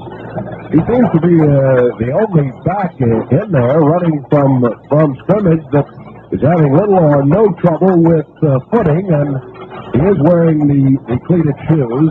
And as we mentioned before the ball game started, the Giants had come out on the field for their pregame warm-up with sneaks on. The Green Bay Packers had tried it earlier, actually before they had come out for their official pregame warm-up. And Vince Lombardi, the coach, said that he just didn't feel that they were getting or would have any advantage at all by wearing the sneaks, so they decided to go with the regular cleated football shoe. The Giants warmed up with the sneaks, and Coach Allie Sherman undoubtedly made the same decision since they're wearing cleated shoes too, with the exception of Charlie Connerly, and he's in there, and Charlie plays it pretty much the way he wants to as far as his equipment's concerned. He's been in this league a long, long time, and every time you watch him play, you just have to appreciate a master at work. One of the truly great defensive backs in professional football, Jimmy Patton, was shaken up on that last play in his 7th year from the University of Mississippi, and although on his feet, is leaving the game. He'll be replaced by a rookie back from Arnold, Alan Webb, 5'11" and 180. First down, Green Bay at their 37-yard line. Time is in. We're ready to go. Dowler to the right, McGee to the left. Tom Moore is in the backfield along with Hornung. He is in there in place of Jimmy Taylor. Snap of the ball, Hornung to the left side. Cuts to the 40, 45-yard line. Hornung running beautifully behind fine offensive blocking. Moves for 7 yards, and it'll be a second down 3 at the Packer 44. The Packers immediately call a timeout to conserve the time remaining here in the first half. Unofficially, 52 seconds. Score, Packers 21, Giants nothing. If you joined us late, the first touchdown of the game scored by Hornung, 6.5 yards after a scoreless first quarter on the first play of the second period. A pass interception by Nitsky at the Giants 34 set up the second touchdown. A pass from Starr to Dowler of 13 yards. Hank Greminger intercepted a pass at the Giants 36-yard line. Bart Starr hit Ron Kramer with a 13-yard scoring pass. Hornung converted after every TD, and it's 21-0 right now, and we're ready to go. Second down, about 3. Green Bay at their own 44, moving right to left. Dowler to the right. Kramer a tight left end. McGee outside him. He split left. Giants with a 5-man line right now on second down 3. Starr hands off to Tom Moore off the right side. He fights his way to about the 48-yard line. He might have a first down. Pat Savage and Sam Huff make the stop. Forward progress near the 48. We'll watch the referee, George Rennick. First down is indicated. Green Bay a first down as the clock is running. And into the game for the Packers goes Ken Iman, number 53, a second-year player from southeast Missouri. He goes onto the field, and he is coming immediately out. Ray, the Packers just at this point give an indication of how they feel about this ball game. Although they have a 21-0 lead, they certainly aren't putting that away. They could have, I suppose, as a matter of fact, they could have with just 26 seconds left in the first half. They could have run out the clock, but they decided on calling timeout and perhaps going for that big one to get in at halftime here with maybe 28 points if they possibly could. The Giants have other ideas, and time is about back in, so back to Ray Scott. Tom Moore, for those of you who have not followed the Packers this year, is in his second year. They're back in there now in place of Jim Taylor, and Tom played at Vanderbilt. First down, Green Bay at their own 48. To the right, Dowler. To the left, McGee. Starr, crouched under center, calls the Green Bay signals, and fades back to pass. He is looking, he is throwing for Kramer, and he has it at the 35-yard line, 30-yard line, 25, 20, safety play to the 15-yard line. The clock is running. The Packers may not have time for another play. They're hurriedly lining up.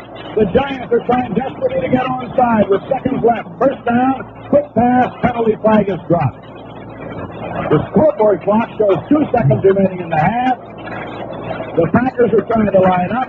The Giants were trying to line up. A timeout is right now in effect because the penalty flag was dropped, and apparently there are seconds remaining, and Green Bay, with a 5-yard penalty now being assessed against the New York Giants for offside, will have a chance at a field goal. Hornung will attempt it. Starr will hold, angle to the right from the Giants 17. We're just about ready. A lot of confusion there for a moment. Starr's in holding position. Hornung's ready. Ball is snapped. The ball is down. The kick is in the air. It's good.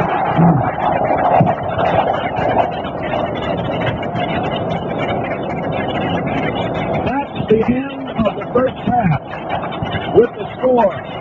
The Green Bay Packers, 24. The New York Giants, nothing.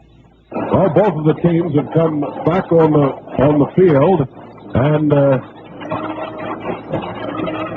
we're getting ready with these fans about to leave the field. So we'll be set to go with the second half kickoff in just a moment. While we have a minute here, let's see how well you know your football. You've heard of some long passes, but do you know who threw the shortest touchdown pass of them all?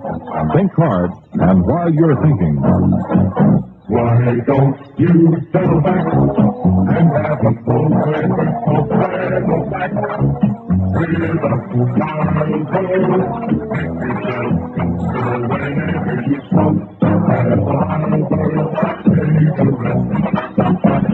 the answer, Eddie LeBaron. Last year with the Dallas Cowboys, he threw a touchdown pass from the 2-inch line. Sometimes the little ones count in a big way. Now here's another one for you. What's the filter cigarette with the unfiltered taste? That's easy. Marlboro. You get along like with a Marlboro. Filtered, flavored, black or box. Interesting statistics, a couple of them on the first half action here. The Green Bay Packers recorded 7 first downs to 1 for the New York Giants in rushing. In passing, the Packers have 5 and the New York Giants have 2. Yards gained rushing net 101 for the Packers and 4 for the Giants, and yards gained passing net 106 yards for the Packers and 45 for the Giants. So we've seen a great effort in the first half of this ball game by the Green Bay Packers. They were up, they were ready, and I can assure you, too, that the New York Giants were just as ready and just as up. The Packers have capitalized on a couple of pass interceptions. The line play has been just about all you could ask for from any team, defensively especially, from this Packer defensive unit. We pause 10 seconds for station identification.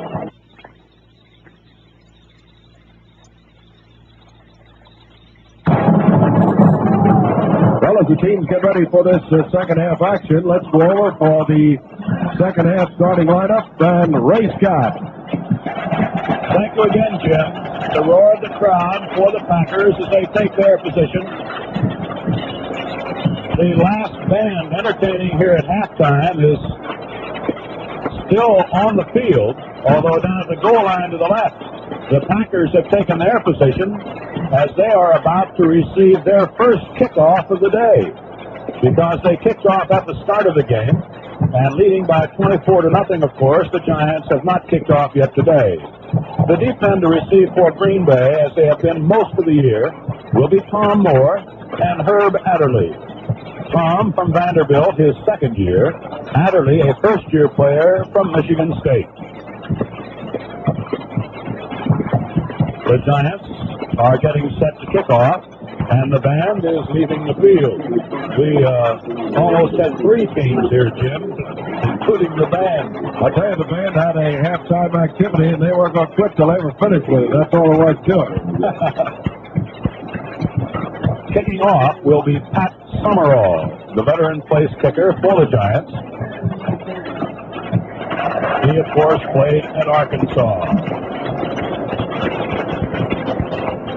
Referee George Renix is still holding up play because, I'd say 15 or 20 of the bandsmen are at the goal line to our left and behind the New York Giants. And again, the sun is shining. Although, don't get me wrong, there's no heat wave in Green Bay. All things considered, it's just about as much as we could hope for. We're ready to go. Summerall comes to the ball. His kick is high and fairly short. It will land at the 20, be picked up and taken to the 25, 30, 35, and down falls Ray Nitschke, I do believe. That's right, Ray Nitschke, who played some fullback in his football career, although known in professional football as a linebacker, takes the short kickoff, moves it to the Packer 36-yard line. We're trying to cut, he falls down. The Packers have the ball from their own 36, moving right to left, and this second half is underway. And Jim Patton, we are happy to tell you, is in there defensively for New York. He was shaken up in the first half. Tim Taylor is at fullback, Hornung at a halfback, Starr the quarter, Dowler to the right, McGee to the left. Long count by Bart, and off to the left comes Hornung. He cuts and comes for about 3 to the 38. Greer, Scott, Rosie Greer, Tom Scott team up to make the stop. Gain on the play as the ball is spotted just 1 yard to the 37, and it's second down 9. The Giants with Catkavage, Mozalewski, Greer, and Robustelli up front. Livingston, Huff, and Scott, the linebackers. Barnes, Morrison, Patton, and Lynch are the deep men. Second down 9. Starr has the Packers ready. Snap of the ball. Bart Starr off to the left after a fake is going to run. He's at the 35, 40, 45, flag down. Giant 41-yard line, fumbles. The ball is loose, picked up by the Giants' Jimmy Patton. Swings to his left to the Giant 40, goes to the 45. I remind you, a penalty flag was dropped, and down goes Patton at the 42-yard line. Barnes made the tackle on Starr. A penalty marker was dropped as the ball was snapped. It was against Green Bay. Declined, of course, by the Giants, and here is the first break of the game, I do believe, Jim, that we could say has gone to the Giants. That's right. The Giants on that play took a page out of the Packer book in the first half and put the rush on Bart Starr, but he ducked under him and took off. We have a bit of confusion because some members of the Packer offense are not leaving the field. They're coming back on the field. And the ball is picked up by the referee and is being placed now at the Giant 47-yard line. The Packers' offensive unit is going back on the field. And apparently one of the officials had blown the ball dead. Jim, that's all I can figure at this moment, because at the Giant 47 is where Starr hit the ground. That I remember. There seems to be no question about it now that one of the officials had indicated to the Giants that it was their ball, but another one had blown it dead up there on the 47-48-yard line, before the 47-yard line. So as confusion reigns here for just a moment, it's going to be squared away, and it's going to be the Green Bay Packers ball. There's no question about that, and you can bet that the New York Giants are mighty unhappy about it. Kyle Rote, the offensive captain of the Giants, is having a discussion down there as to what did happen. I see now that the linesmen, now not the head linesmen, but the linesmen are now moving as if the ball is going to be placed somewhere around the Packer 41-yard line. And all I guarantee you right now is confusion. I admit to being confused. And the ball now, instead of being at the Giant 47, is being taken back to near the Packer 40, now the 35-yard line. Illegal procedure against Green Bay has been indicated by one of the officials, but Andy Robustelli of the Giants, one of their captains, isn't satisfied. He's now asking for further explanation from the officials. I'll assure you that 36 players and coaches on each squad are a little bit confused at this time here, but the officiating in the National Football League is truly outstanding, and it's squared away right now, and it is Green Bay's ball. There's no question about that, Ray. It's their ball. They've lost 5 yards on an illegal procedure penalty, and it's 1st and 15 Packers from their 35-yard line. The play was dead. In other words, when the ball was snapped, nothing counted after that, the way it turns out. So we're set to go. Bart Starr calls signals from the Packer 35, gives to Paul Hornung, cuts off to his right, cuts in at the 35, 40, 45-yard line. Paul Hornung hit down finally by Sam Huff and Erich Barnes. Gain on the play, 10 yards. Second down, 5, Green Bay from the 45. And again, great blocking by the Green Bay offensive line. Sprung Hornung loose at the line of scrimmage as he made his cut back toward the middle. Second and 5, Green Bay from the 45. Second half just underway, Packers leading 24-0. McGee to the left, Dowler to the right, Ron Kramer a tight left end. Giants dig in, Packers are ready. Long count by Starr, snap of the ball, straight ahead Taylor, runs into Huff. Gain on the play, 1.5 yards. Huff hit him high. Sent him back, forward progress, a gain of 1 at most. It'll bring up third down and a long 4. Packers ball, their 46. And a key third down play comes up. No scoring here in the second half. Green Bay leading by 24-0. And we have a slight lull in the activities now as Jimmy Ringo came to one of the officials to ask a question, but we're quickly set to go.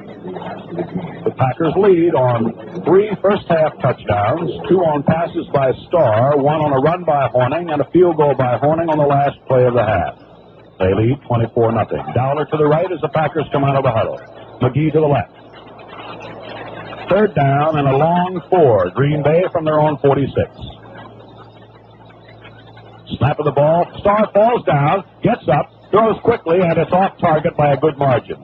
Bart that time trying to backpedal and pass, fell down, got up, but his pass intended for McGee, a quickie out on the left flat, was far short of its target. It is incomplete, and the Packers will apparently be forced to punt.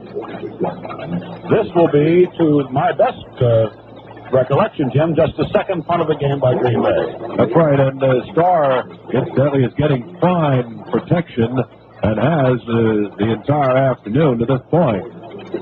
Wells and Morrison are deep for the anticipated punt by Boyd Dowler. The pass from center. The kick is partially blocked. It is going to land at the Giant 45, roll to the 40. It is picked up by one of the Giant linemen. It is fumbled now, and one of the Packers tried to go for the ball, but the Giants wind up with it near their own 40. That was Larry Hayes, a rookie from Vanderbilt, who picked up that partially blocked punt. But it went beyond the line of scrimmage. Hayes picked it up, fumbled, recovered by the Giants. New York has the ball, their own 41-yard line. It's amazing how things even out. It was near their own 41 a moment ago that the Giants apparently had the ball, although they did not. Connolly at quarterback wearing sneakers.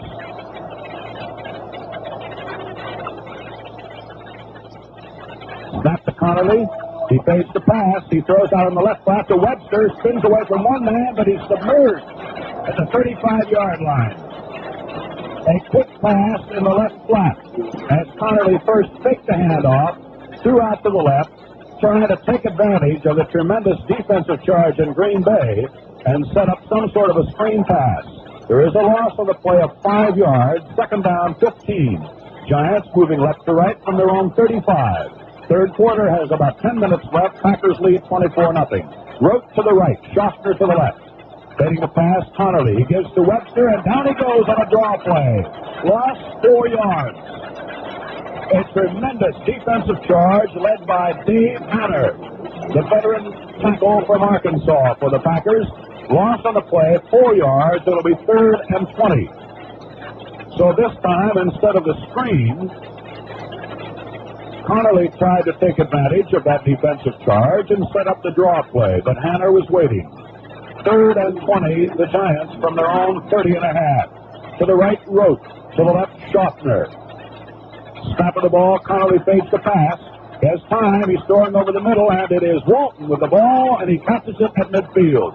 He's hit down almost immediately. He may be short of a first down. The ball will be spotted right on the 50. It will be 4th and about 1. Score, Packers 24, Giants nothing. Time left in the 3rd period, a little better than 9 minutes. A new unit comes in, led by Don Chandler, the punter. The Packers are dropping back Willie Wood and Lou Carpenter, if indeed it is to be a punt. Third quarter still has 9 minutes left unofficially. Chandler is in punt formation. Morrison is in front of him, blocking for him by about 8 yards. Pass from center, and it is a punt, and it's a beauty to the left corner. It will land at the 15 and go out of bounds, deep in Packer territory at around the 14 or 15-yard line. The Packers will have the ball on a 24-0 lead, and it'll be Starr, Taylor, Hornung, Dowler, McGee, Ron Kramer, Bob Skoronsky, Norm Masters, Forrest Gregg, Fuzzy Thurston, and Jim Ringo for Green Bay. The offensive unit, the Giants will have Katkavage, Modzelewski, Greer, Robeskelly, Livingston, Huff, and Scott the linebackers, Barnes, Morrison, Patton, and Lynch, the 4 deep men. First down Packers from their 14.5. Moving right to left. Snap, off to the left side comes Taylor, and he is down for a loss of about a half yard, trying to slant out to the left. Tom Scott, the right linebacker of the Giants from Virginia, made the defensive play. Apparently, at At halftime, the defensive coach of the Giants must have felt that the linebackers especially were committing themselves too quickly in that first half, and they seem so far in the third period here to be waiting just a fraction of a second longer before committing themselves. It winds up no gain on second down 10. To the left, McGee. To the right, Dowler. With about 8 minutes left in the third quarter, and the Packers leading the Giants 24-0. Starr fades to pass. He throws out to the right, intended for Hornung. It is short and incomplete. A tremendous rush that time put on by Rosie Greer and Jim Cabbage forced Starr to throw before he planned. It is incomplete, and Tom Moore comes into the Packer backfield. He'll replace Jimmy Taylor. It'll be 3rd and 10, the Packers. The hand is for Jimmy Taylor, who has performed so well for Green Bay throughout the entire season. Packers, 3rd and 10 play coming up deep in their own territory. McGee will be splitting about 6-7 yards at left end. Dowler, wide flanker to the right side. Starr gives to Paul Hornung. He goes out to the right.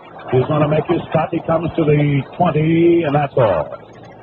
About 5 yards for Hornung, and it'll be 4th and 5 as Erich Barnes, a former Purdue player, made the main defensive move for New York.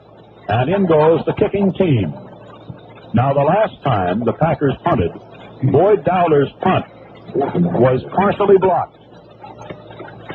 He is in there again to punt. We believe that Bob Sims, who played at Rutgers, is responsible for partially blocking the last punt. Dowler will be kicking from the 5. Pass from center. Big rush for the Giants. This kicks away. It's tremendous. It is going to drive Morrison back over his hand. He drops the ball. He is going for it at the 22-yard line. It's loose. Everybody's fighting. Packers have it.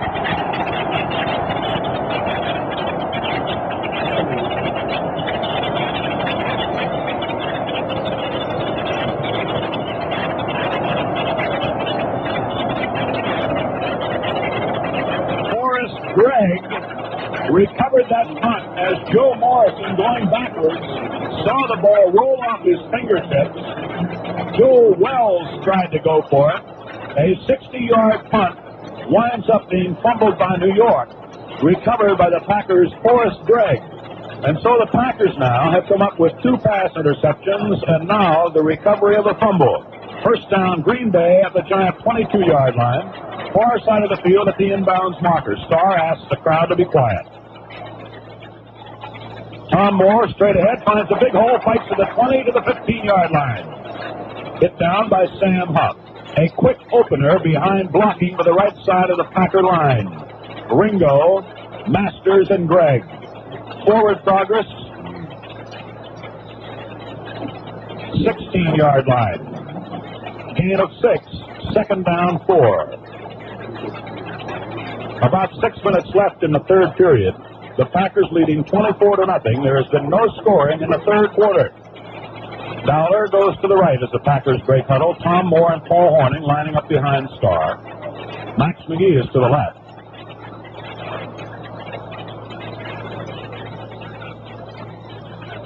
Ball is snapped. It is Paul Hornung going straight ahead. Fumble at the 15-yard line. Hornung fumbled as he was hit. After a gain of about 1, players umpire. Let's see who's on the ball. Packers apparently recovered. The ball will be spotted just nose of the ball over the 15. Norm Masters, I believe, fell on it. Gain of 1. Third down, 3. A little over 5 minutes left in the third period. Robeskelly that time and Greer forced the fumble with their hard tackle of Hornung. 3rd and 3 at the Giant 15. Bart looks over the Giant defense. Snap of the ball. Takes on a run off to the right. Throws instead. And it is batted down and almost intercepted by Barnes at the 5-yard line. That time Starr wanted to hit Hornung, but his pass was off target, and Barnes grabbed the ball and threw it to the ground disgustedly because he was unable to hold on to the ball with an apparent sure interception within his grasp. And so the field goal kicking him into his own field. Bart really hates himself on that one, Ray. Oh, boy. 4th down and 3, and Starr will hold for Hornung's apparent attempt at a field goal at the Giant 22. The ball will be placed. Ball is snapped down, kick is in the air. It's good. There's timeout on the field with the score. The Green Bay Packers 27, the New York Giants nothing.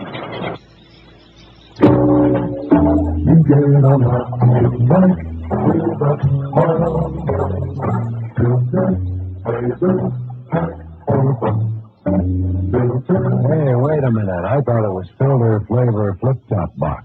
No, that's the old song. Now Marlboro comes in a king-size soft pack, too, so they changed the words. Oh. You get them up, you like with a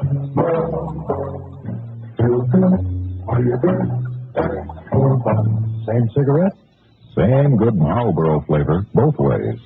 Some people like the soft pack, some like the box, so we give them a choice. Fits right into the song, too, doesn't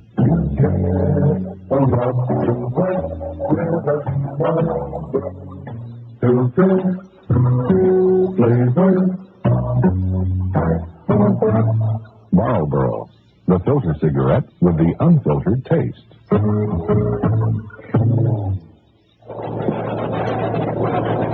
With about 5 minutes left in the third period, the Green Bay Packers' Ben Agajanian is about to kick off.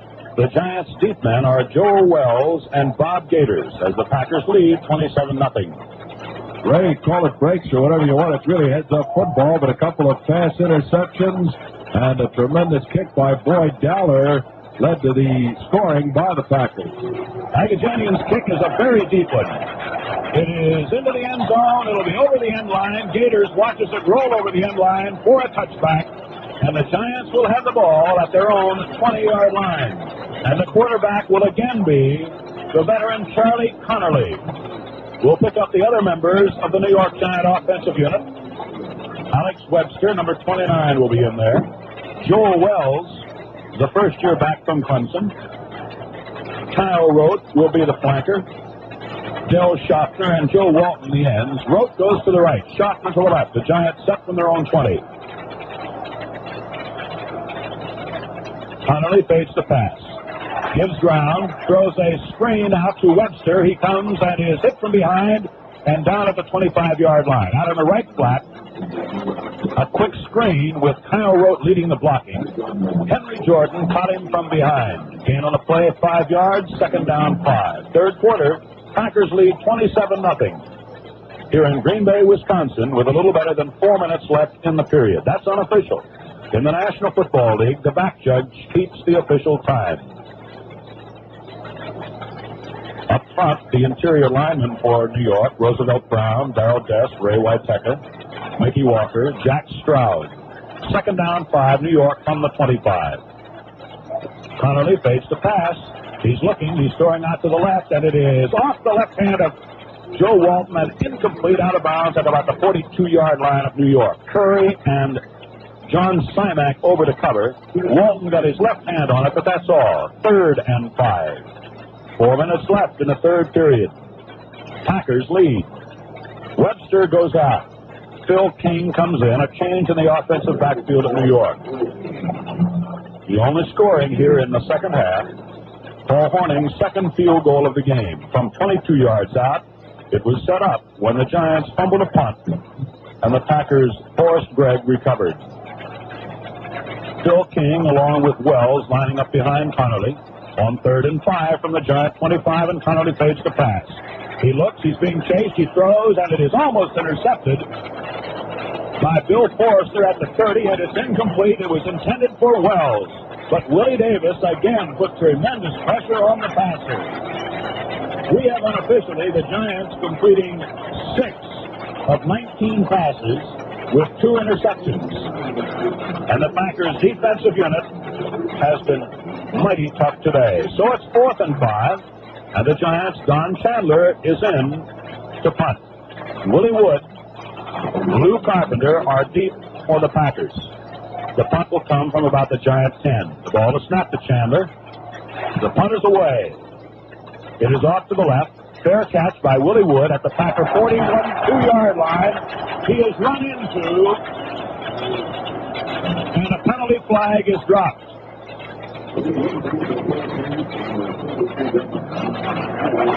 A penalty is being measured against the Giants as Willie Wood was run into after signaling for a fair catch and making the catch. First down, the Packers at the Giant 43-yard line after the penalty is measured off. Bart Starr, Paul Hornung, Tom Moore, Boyd Dowler, the flanker to the right, McGee split left, Ron Kramer, tight left end. Starr fades the pass, throws to the right to Dowler, has it at the 40, to the 40-35, out of bounds at about the 32-yard line. Barnes made the tackle, a quick pass as Dowler went about 5 yards with a stationary target. Starr hitting perfectly. Gain on the play is to the Giant 32-yard line of 11 yards and a Packer first down. Late in the third period, just under 4 minutes remaining, Packers leading by 27-0. The ball is at the inbounds marker on the far side of the field. The shadows begin to creep across City Stadium here at Green Bay, covering about perhaps a third of the field right now. Only Dowler is out wide. He's to the right side. Paul Hornung straight ahead to about the 26-yard line.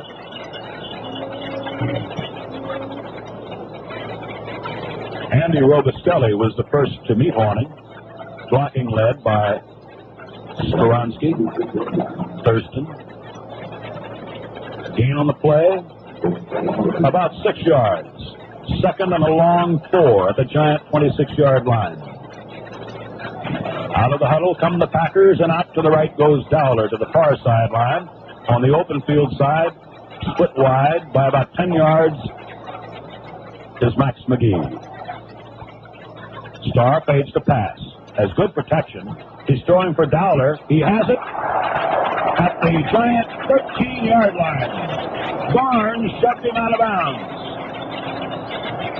Dowler that time took that pass, and Jim, he couldn't have been more than inches inside that sideline. He was just in there, and here is Barnes. Of course, figured he was out, but the official was right on it, right along the sideline there. As he caught the ball, he did have it inbounds, definitely, and then stepped out after he had clear possession of the ball. The Packer drive continues on a first down at the Giant 13.5. Again to the right, Dowler, to the left, McGee. Hornung and Tom Moore behind the quarterback Starr. Snap of the ball. Off to the left is Hornung looking for a receiver. Still looking. He's throwing for McGee, and it is just off his hand in the end zone in the left corner. That time, Hornung threw with somebody grasping at his leg, and he had an awful lot of time, Jim. Paul Hornung is playing one of his better games, although he's played a lot of great ones over the years here in Green Bay. And incidentally, his mother is sitting right below us here, and you know that she's mighty proud of her son this afternoon, as I'm sure she's had many afternoons in college and as a professional football player, to have a great deal of pride in his. Tom Moore comes out. Jim Taylor goes in. Second down, 10, Green Bay at the Giant 14. So it's Hornung and Taylor now behind Bart Starr. Starr fades to pass. Has good protection. Being rushed from the one side. He throws now for Ron Kramer. Touchdown! Ron Kramer in the left corner. Got behind the defensive back. Starr hitting beautifully. Ron Kramer has his second touchdown as he went down and out to his left to the corner of the end zone. Starr has fired his third touchdown pass, his second to Kramer. Hornung will try to make it 34. Ball is down, it's kicked, the penalty flag is dropped. Referee Renix is waiting. It's good. The penalty was against the Giants. There's timeout on the field with the score now. The Green Bay Packers 34 The New York Giants, nothing.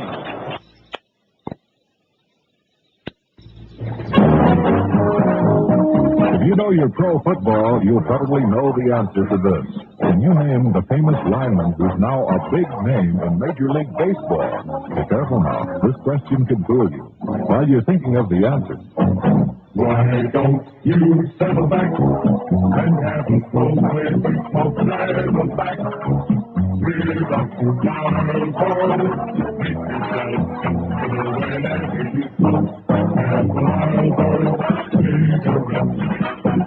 Who was that lineman? Cal Hubbard. Today, he's the chief umpire of the American League. But from 1927 to 1936, he was an all-pro tackle with the Packers and the Giants. Now, here's another one. What's the filter cigarette with the unfiltered taste? You guessed it, Marlboro. you get a lot like with a Marlboro filtered flavor, snack or box. Well, Jim, so far in this game, there's just no doubt about it. It's been the Packers' day, and they just can't seem to do anything wrong. A team effort is the desire of every coach and every football player and every football fan, too, and we're seeing it here. 11 men or 22 men defensively and offensively for the Green Bay Packers this afternoon. Then Agajanian kicks. Joel Wells takes it at the 10, comes to the 15, 20, swings to the left, 25, to the 30, to the 35, 34-yard line, and there he's down. Elijah Pitts, Willie Wood are there to make the play. Giants ball, first down at their 34-yard line. If you join us late, we will tell you that the Giants threatened once in the first half, and on 4th and goal from the Packers 6, a pass fell incomplete. That's been their biggest threat. Y.A. Tittle is back in at quarterback. Behind him are Phil King and Bob Gators. And Tittle asks the crowd to be quiet. The referee joins him. The fans in Green Bay today, and I guess we should add the phrase that Jim, understandably so, have so far had an awful lot to cheer about. Certainly have. People often wonder why a quarterback will do that, ask the fans to be quiet, and you've heard of audibles, and perhaps you wondered what that meant. He changes occasionally the offensive play when he comes up and looks over the defense. We're ready to go now. Y.A. Tittle looks over the defense. Giant ball there, 34, moving left to right, late third quarter. Packers lead, 34-0. Tittle fades, throws to Kyle Rote in the right flat. He fumbles, and the ball is recovered. First by a Packer, then a Giant is on it, and it's the Giants' ball at their own 48. Joe Walton winds up with the ball. The pass was to Rote, ruled complete. When tackled, fumbled. One of the Packers, Tom Bettis, was on the ball. He slid off. Joe Walton was Johnny on the spot. Giant ball. Fine effort by Joe Walton. Incidentally, he was about 10 yards away, but he just never gave up that he had a chance to get that ball, and he dove on it. It's a Giant first down at the Giant 48. To the right, Rote. To the left, Schaffner, and fading the pass, Y.A. Tittle. He throws, and it is complete to Schaffner. He's at the Packer 40. He's at the 32-yard line, and down he goes at the 34-yard line. Del Schaffner is hit by Tittle, and the Giants are on the move. Willie Wood makes the tackle. First down, New York. Forward progress ruled the Packer 32-yard line. About a minute left in the third period. Giants desperately trying to get in there for a score. They trail 34-0 with just about a minute unofficially left in the third quarter. Y.A. Tittle back at the helm as he was at the start of the game. Schaffner splits to the left side. Kyle Rote flanks right. Now they go into a spread formation, strong to the left. Tittle fades, tries to hand off, falls down at the 39-yard line. Tittle that time faking a handoff to the only back who had lined up behind him. That was Bob Gators. Fell down. Loss on a play from the 32 to the 39 of 7 yards. Second down, 17, and only seconds remaining according to the scoreboard clock in the third period. Bart Starr has thrown 3 touchdown passes. Hornung has run for another. Hornung has kicked 2 field goals and has converted successfully after every 6-pointer. The Giants break huddle on 2nd and 17 from the Packer 39. The Giants moving left to right and looking into the sun. Schaffner to the left and Rote to the right. Tittle throws quickly to Schaffner. He catches it, gets away from one man, and he is going to be hit down at the 31-yard line by Willie Wood. A quick pass, Tittle to Schaffner, running a slant in from his split left end position. Gain on the play to the 31-yard line of 8 yards, 3rd down and 9. And we may not have time for another play in this period. There's the gun. That's the end of the 3rd quarter with the score. The Green Bay Packers 34, the New York Giants nothing. The 3rd quarter has been brought to you by Marlboro, the filter cigarette with the unfiltered taste. Why don't you settle back with a Marlboro? You know, it takes mighty good makings to give you unfiltered taste in a filter cigarette, and that's what you get in the famous Marlboro recipe. Plenty rich, plenty mild, through the pure white select rate filter. So relax, settle back with a Marlboro. You get a lot to like. Filter, flavor, pack, or box. Marlboro. The 4th quarter is brought to you by Ford, maker of the Galaxy. The Ford Galaxy can outperform the most expensive American luxury cars and does it in a whisper. Why not see the elegant 62 Galaxy now? See for yourself what Galaxy can do with the brand new high-performance Thunderbird engine. And see for yourself how Galaxy can save you the time and trouble of frequent car servicing. Your Galaxy will require servicing only twice a year or every 6,000 miles. See the elegant 62 Galaxy now at your Ford dealer.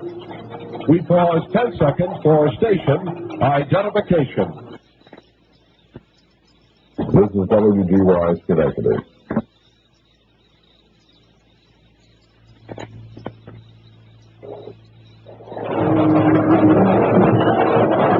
Quarter, Green Bay, Wisconsin, along with Jim Lee Howell, Ray Scott on hand. Giants ball 3rd and 9 at the Packer 31, and Tittle fades the pass. He's throwing out in the right flat. It is incomplete. It was overthrown at the 15-yard line. Intended receiver Kyle Rote. It fell incomplete. It will be 4th down and 9. Y.A. Tittle at quarter. Phil King and Bob Gators in running back position most of the time. Although the Giants have gone into what I have referred to, Jim, for want of a better phrase, quite frankly, as a spread formation, which sees only the one running back in position actually to take a handoff from the quarterback, as they have moved either strong right or strong left, moving the other back out as an actual inside flanker. 4th down, 9, Giant ball. Out to the right, Rote, to the left, Schaffner. Now it is Walton splitting out more to the right. They're in the spread, strong to the right, Tittle fades to pass. He has a little bit of time, but down he goes at the 40-yard line.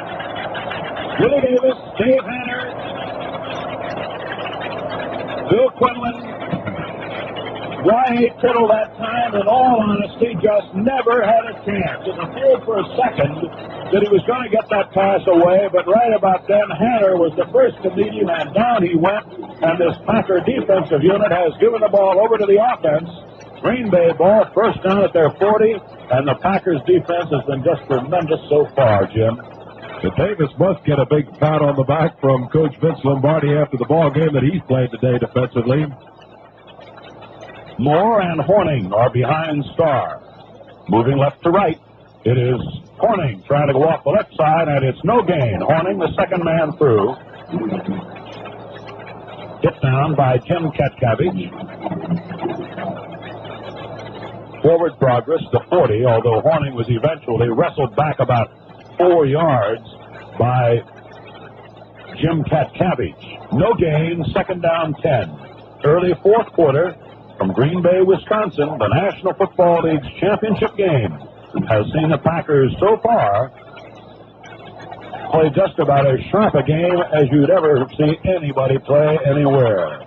Starr has the team set. 2nd and 10 from Green Bay's 40.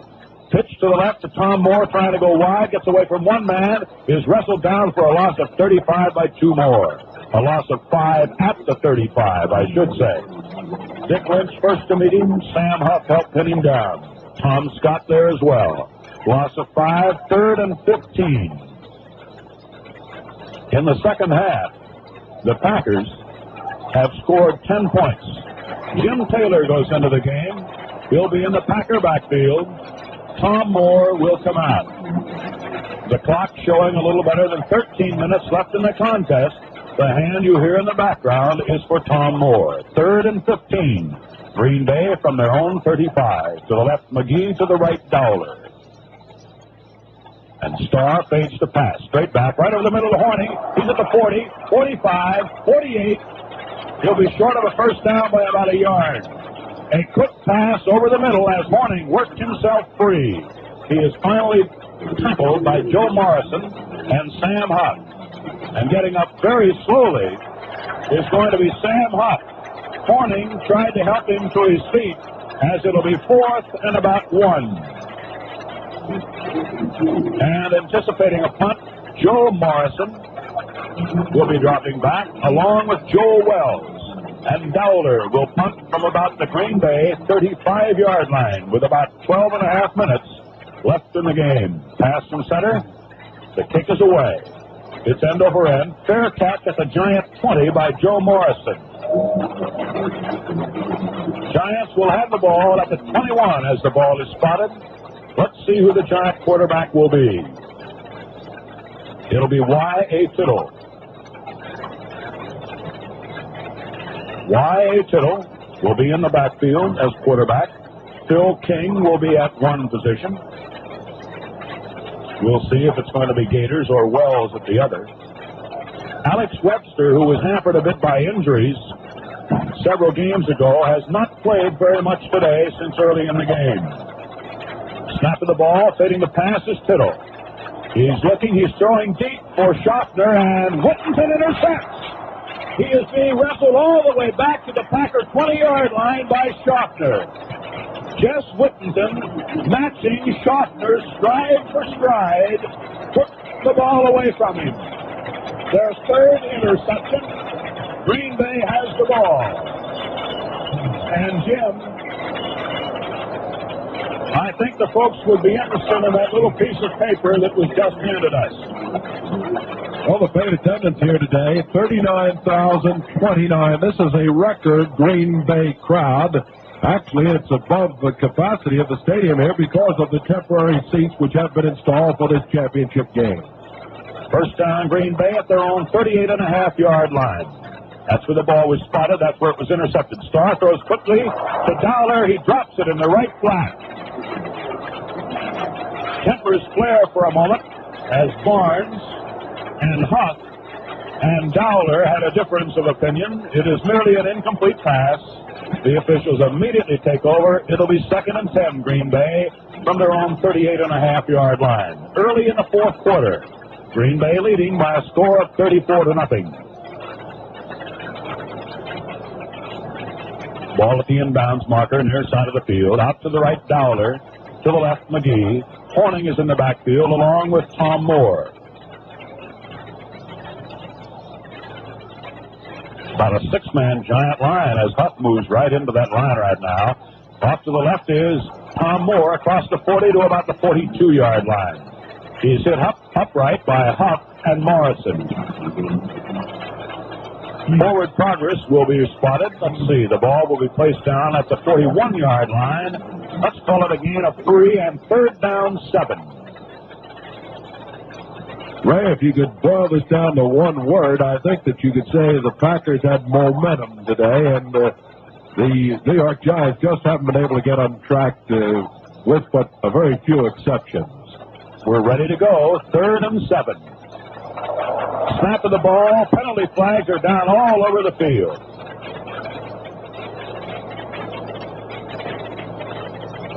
We'll watch the referee. I saw at least 3 markers down. The penalty is against New York. 5 yards. Ball placed down at the 46. Offside indicated it will be 3rd and now about 2 instead of 3rd and 7. Giants defensive unit, Cabbage, Mozalewski, Greer, Robustelli, Livingston, Huff, Scott, Barnes, Morrison, Patton, Lynch. 3rd down 2, Green Bay from their own 46. 4th period, Packers lead 34-0. To the right, Dowler. Fairly tight left end, McGee. Ron Kramer, a tight right end. Starr takes to the first man, gives to Hornung. He goes to midfield to the Giant 47. Kicking his way beautifully behind a tremendous offensive charge by that line led by Forrest Gregg this time. Gregg in front of the ball carrier. First down, Green Bay at the Giant 47-yard line. Tom Moore comes out of the game for Green Bay.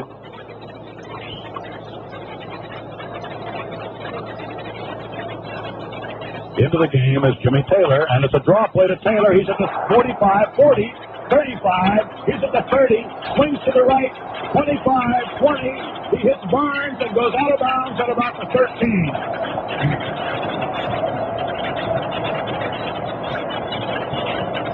A draw play to Jimmy Taylor.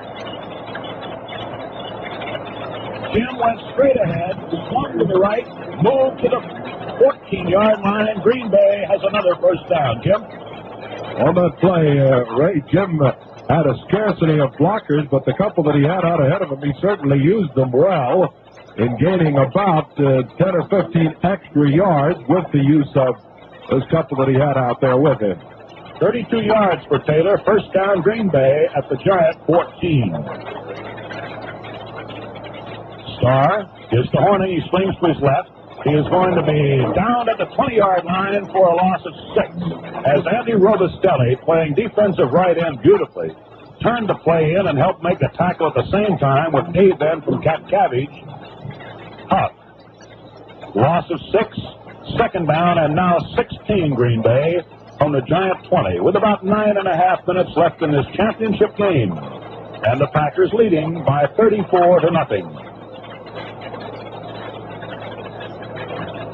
Bart Starr, directing a beautifully diversified Green Bay attack, has used just about every weapon in the arsenal created by Vince Lombardi and his staff to score today. To the left, McGee. To the right, Dowler on second down, 16 at the Giant 20.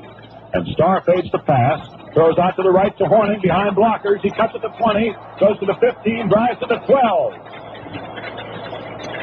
A quick flip in the right flat behind a screen of blockers of Dowler, Masters, Ron Kramer. Making the tackle, Dick Modzelewski. Gain on the play, 8 yards. It will be third and a long 7 at the Giant 12. Perhaps 8 would be closer to correct.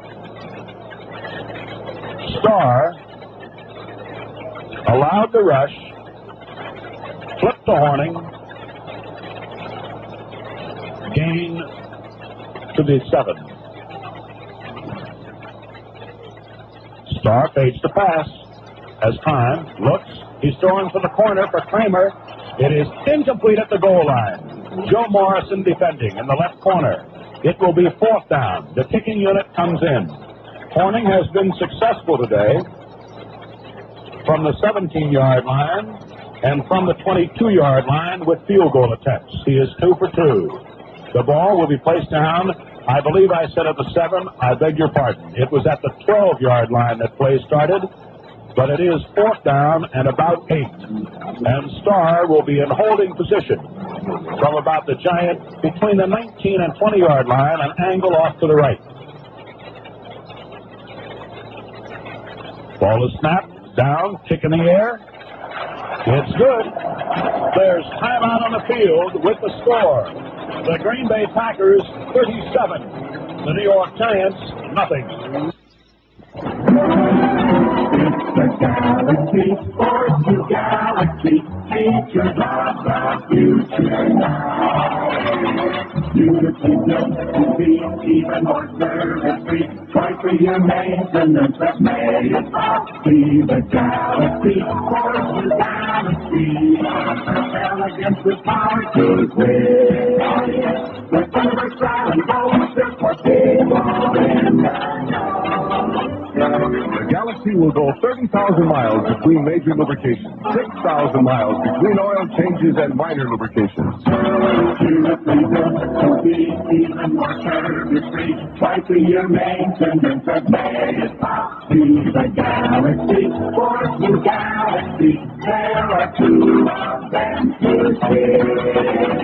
The Galaxy 500 and Galaxy 500. Now, at your Ford dealers.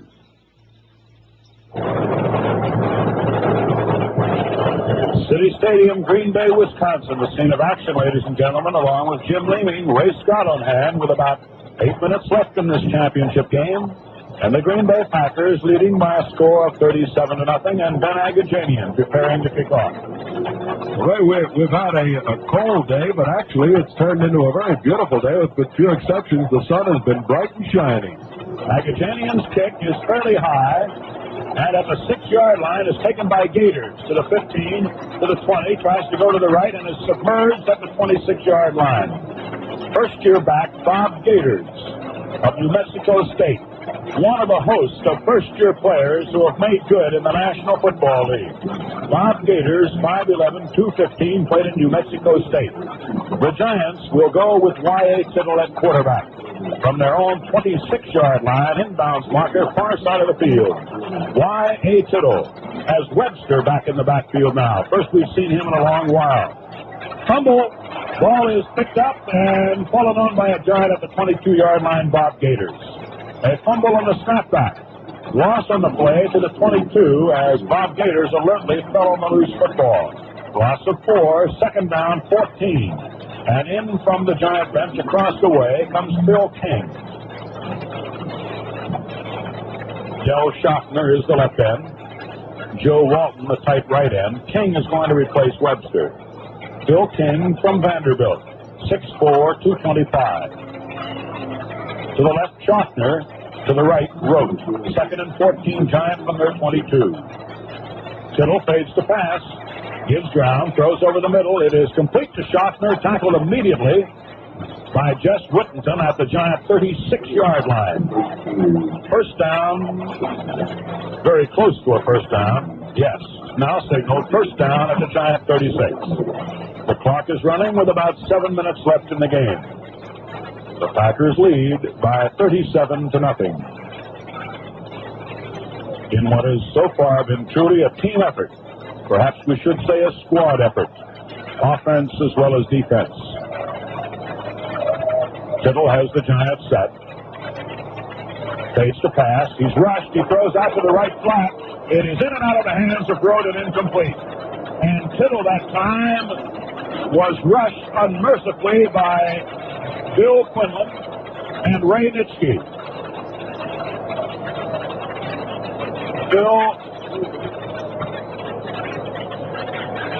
into the game goes the veteran M. Tunnell. He's going to replace John Sybank. And the hand is for Sybank. Veteran M. Tunnell playing against the team for whom he performed so well for so many years. It is second and 10. Tittle fades to pass. Nope, he's going to hand off on a draw play instead to Phil King. Loss of 2 yards. Bill Quinlan had it spotted and made the tackle. Loss of 2, it'll be third and 12.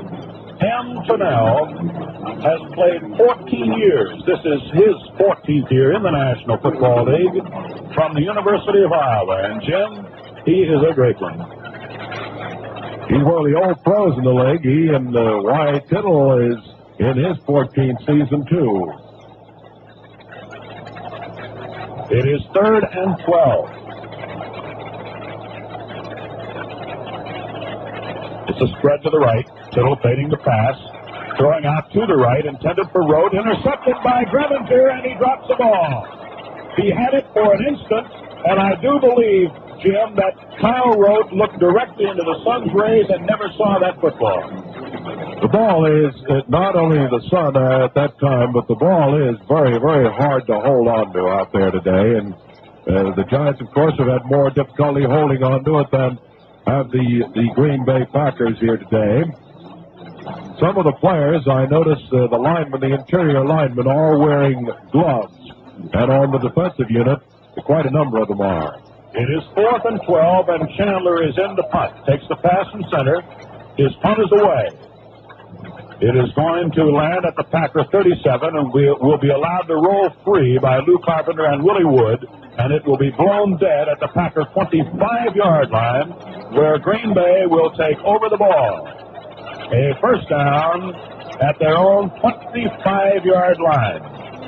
And you know, one of the former Packer greats who wanted so very much to be here today, who has stayed on in Green Bay since his playing days, I'm talking about Ted Fritsch, who coaches in Green Bay's Premontory High School. They tell me he had to be restrained by the doctor. He was seriously ill, but the doctor had to actually force him to stay home, and I know how much he wanted to be here today.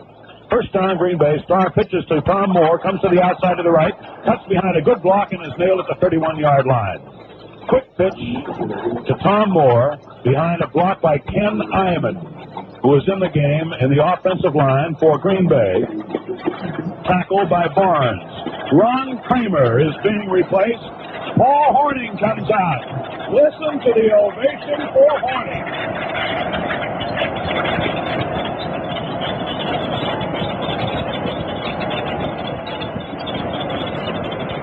Truly, thousands of people here got on their feet to give an ovation to Paul Hornung as it's Green Bay's 2nd and 4 from their 31, leading 37-0 over the Giants late in the ball game. Elijah Pitts is in the backfield, and it's Tom Moore straight ahead to the 35, spins to the 40 to the 42-yard line.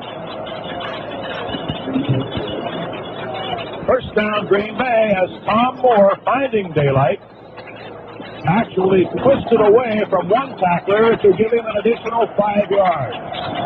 Out of the game comes Max McGee with about 4 minutes left in the contest. Ron Kramer, Max McGee, Paul Hornung have all departed to tremendous ovations of this obviously partisan crowd in Green Bay. First down of the Packer 42, moving left to right late in the ball game. Lou Carpenter is in. Elijah Pitts off the left side will sprint to about the 44, and that's all. Evidently, Ray, Coach Vince Lombardi in the closing minutes here is trying to get as many into the game as he can, and of course, get the ovation for the great stars of the Packers for this season. Boyd Dowler has just left to a great ovation and has been replaced by Lee Folkins, a first-year player from the University of Washington. Gain on the play of a yard. Second down, 9. Getting ready to go into the game at quarterback is Johnny Roach, a former SMU star. Second and 9, Green Bay from their own 43. Long count by Starr. Fades as if the pass. Hands off to Pitts. Off the left side, he fights to the 46. It'll bring up, and into the game goes Roach. Out of the game, Bart Starr. Out on the field with a score. The Packers 37, the Giants nothing. Close the door of the new Fairlane 500 and listen. It's the new sound of quality. Quality that's part of the totally new Fairlane 500 by Ford. Right, the Fairlane 500, right price, right size, right between the Galaxy and Falcon. The Fairlane deal for 62, the car that's just right for just about everybody. Just about everybody. Right! The new Ford Fairlane 500. Right between Galaxy and Falcon. Right size. A foot shorter on the outside. Big car room on the inside. Right price. Price below many compacts. The car that's just right for just about everybody. Test the quality yourself. Close the door of the new Fairlane 500. At your Ford dealers now.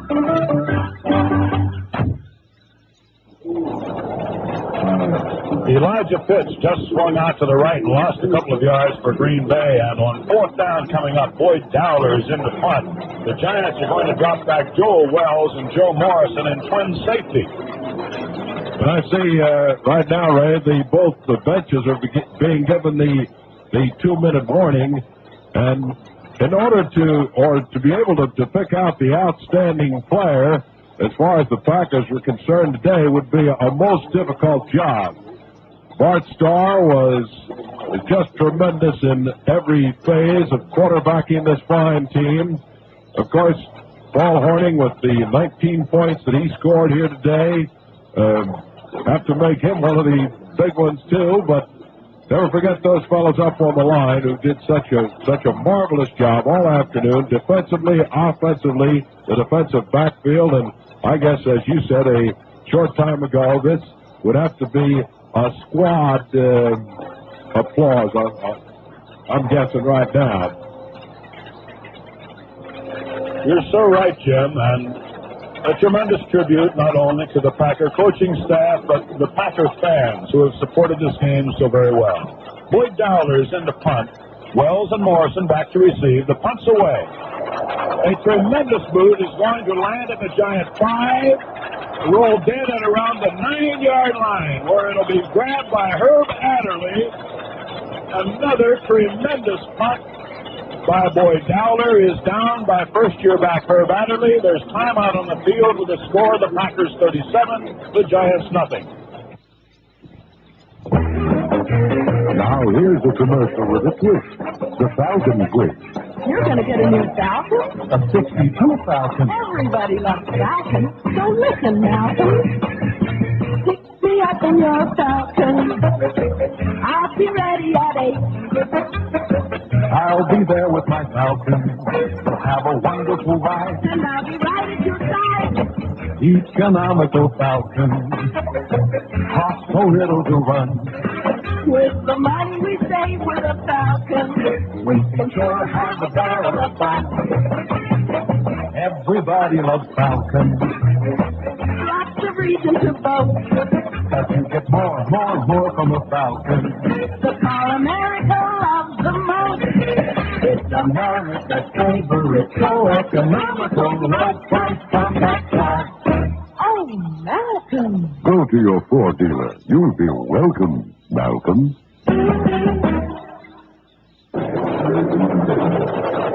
The Giants are coming up now to about a 3rd and about 9 situation as Y.A. Tittle just misses on a pass out on the left flat on a down-and-out pattern to left end Del Schaffner, who had such a great season with the Giants. And you know, so many times, Jim, it seems to me, with only seconds remaining here in this championship game, that when a game does end, as it seems to about to end, with the Packers leading by a rather decisive score, we're inclined to forget the great job done by the Vanquish team during the regular season, and there's no doubt about it, as the Giants now go into their version of the shotgun.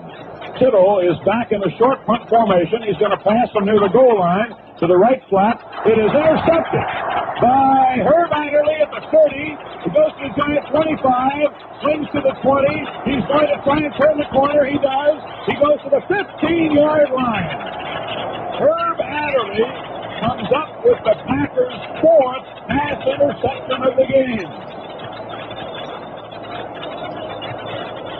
Y.A. Tittle passing out of Jim what I would call the Giant version of the highly publicized San Francisco 49er shotgun offense, finds Herb Adderley, the rookie from Michigan State, intercepting. And my goodness, what a ball-hawking job this Packer defense has done today. They certainly have. As a matter of fact, on that play, one more block and Herb Adderley might have been gone all the way. First down, Johnny Roach at quarterback. Tom Moore at left half. Roach trying to sneak straight ahead. Lou Carpenter's in the backfield. Time just running out. Packers content to hold on to the ball. The crowd time counts off the seconds. New Year's Eve in Green Bay, Wisconsin is going to be something. No more time remains.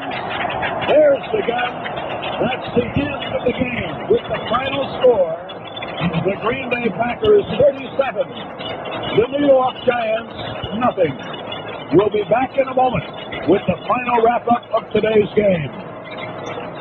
Fans, how long has it been since you've driven a Ford? Today there are 4 classes of cars, and only Ford has all 4. First, there's the compact Falcon, America's lowest price 6-passenger car. Over 1 million proud owners prove it's still America's most popular compact car. Next, the Ford Fairlane, available with Ford's famous V8 power. It's in a class by itself, right between the compacts and the big cars, with the best features of both: big car room, ride, and performance. Compare savings and maneuverability, and the price tag below many compacts. The third, or full-size class, is the elegant Galaxy with its optional super high-performance Thunderbird engine. Galaxy will outperform America's most expensive cars, yet requires servicing only twice a year or every 6,000 miles. Fourth, for the people who want the very finest, the Thunderbird. Now in 4 outstanding models. How long has it been since you've driven a Ford? Whatever you're looking for in a car, look to the long Ford line at your Ford dealer. Right, Jim Leeming. Realizing that many of you did not have a chance to follow this game from its inception, we'll do our very best to pick out very quickly the highlights of this game. We tell you first, this is the 5th shutout ever recorded in a championship game. The last time it was turned in, the Philadelphia Eagles defeated the Chicago Cardinals in 1948 by 7-0, and the following year shut out the Los Angeles Rams 14-0, and until today, that's the last time it was performed in championship play. And as it turns out, and I guess perhaps, Jim, it might be a justice of some sort, it is turned in, the shutout of the second quarter, climaxed an 80-yard drive, went in from 6.5 yards out, converted it to 7-0. A pass interception in the second quarter by Ray Nitschke at the Giant 34. Found Bart Starr several plays later, hitting Boyd Dowler with a 13-yard scoring pass. Hornung's extra point made it 14-0. Hank Greminger came up with a pass interception at the Giant 36 in the second quarter. From 14 yards out, Bart Starr, a few plays later, hit Ron Kramer, who was certainly most impressive today. He hit him with a touchdown pass. Hornung's extra point made it 21-0, and then Hornung added a field goal on the final play of the first half to make it 24-0 as the only Giant threat found a Giant pass falling incomplete on 4th down from the Green Bay 6-yard line. As it turned out, that was to be as close as the Giants were to get today. In the third period, with 5 minutes and 5 seconds left, Forrest Gregg, after recovered a fumble by the Giants, and with about 5 minutes left, Paul Hornung added another field goal. This from 22 yards, it was 27-0. Bart Starr found Ron Kramer with another scoring pass. This one of 14 yards with a couple of minutes left in the third period. That made it 33-0, and Hornung's extra point made it 34. The only scoring in the fourth quarter, Paul Hornung's 19-yard field goal to finish the scoring by a score of 37-0. Jim, that's about the way I would wrap up things this afternoon. There is one thing that I would like to say, though. I touched on it briefly a moment ago, and I mean this as we pay tribute to Allie Sherman and the New York Giants. So many times, the last sight of a particular athletic team is the one that you remember, and it's so easily to forget that the Giants had a truly great season with a team that was not rated of championship timber to come on and win the tough Eastern Division. And although the Packers won today by the shutout margin of 37-0, we would be remiss if we didn't pass along credit for their tremendous regular season to Allie Sherman and his New York Giants. We wish to thank our spotters today, Bill Kelly, who spotted the New York Giants, Bob Hewell, who spotted the Green Bay Packers. Our engineer today was Dan Hozak. Our producer was Johnny Earp. And we're speaking for both Jim Leeming and yours truly, Ray Scott. Once again, the final score was Green Bay 37 and the New York Giants nothing. The first half of this game was brought to you by the Savings and Loan Foundation, which invites you to start the new year right by opening a savings account at your nearby Insured Savings and Loan Association. Remember, it pays to pay yourself first. You can do this by saving a little out of each paycheck at your nearby Insured Savings and Loan Association, where your savings earn excellent returns to help them grow. Join the 29 million smart Americans who now have savings accounts at Insured Savings and Loan Associations.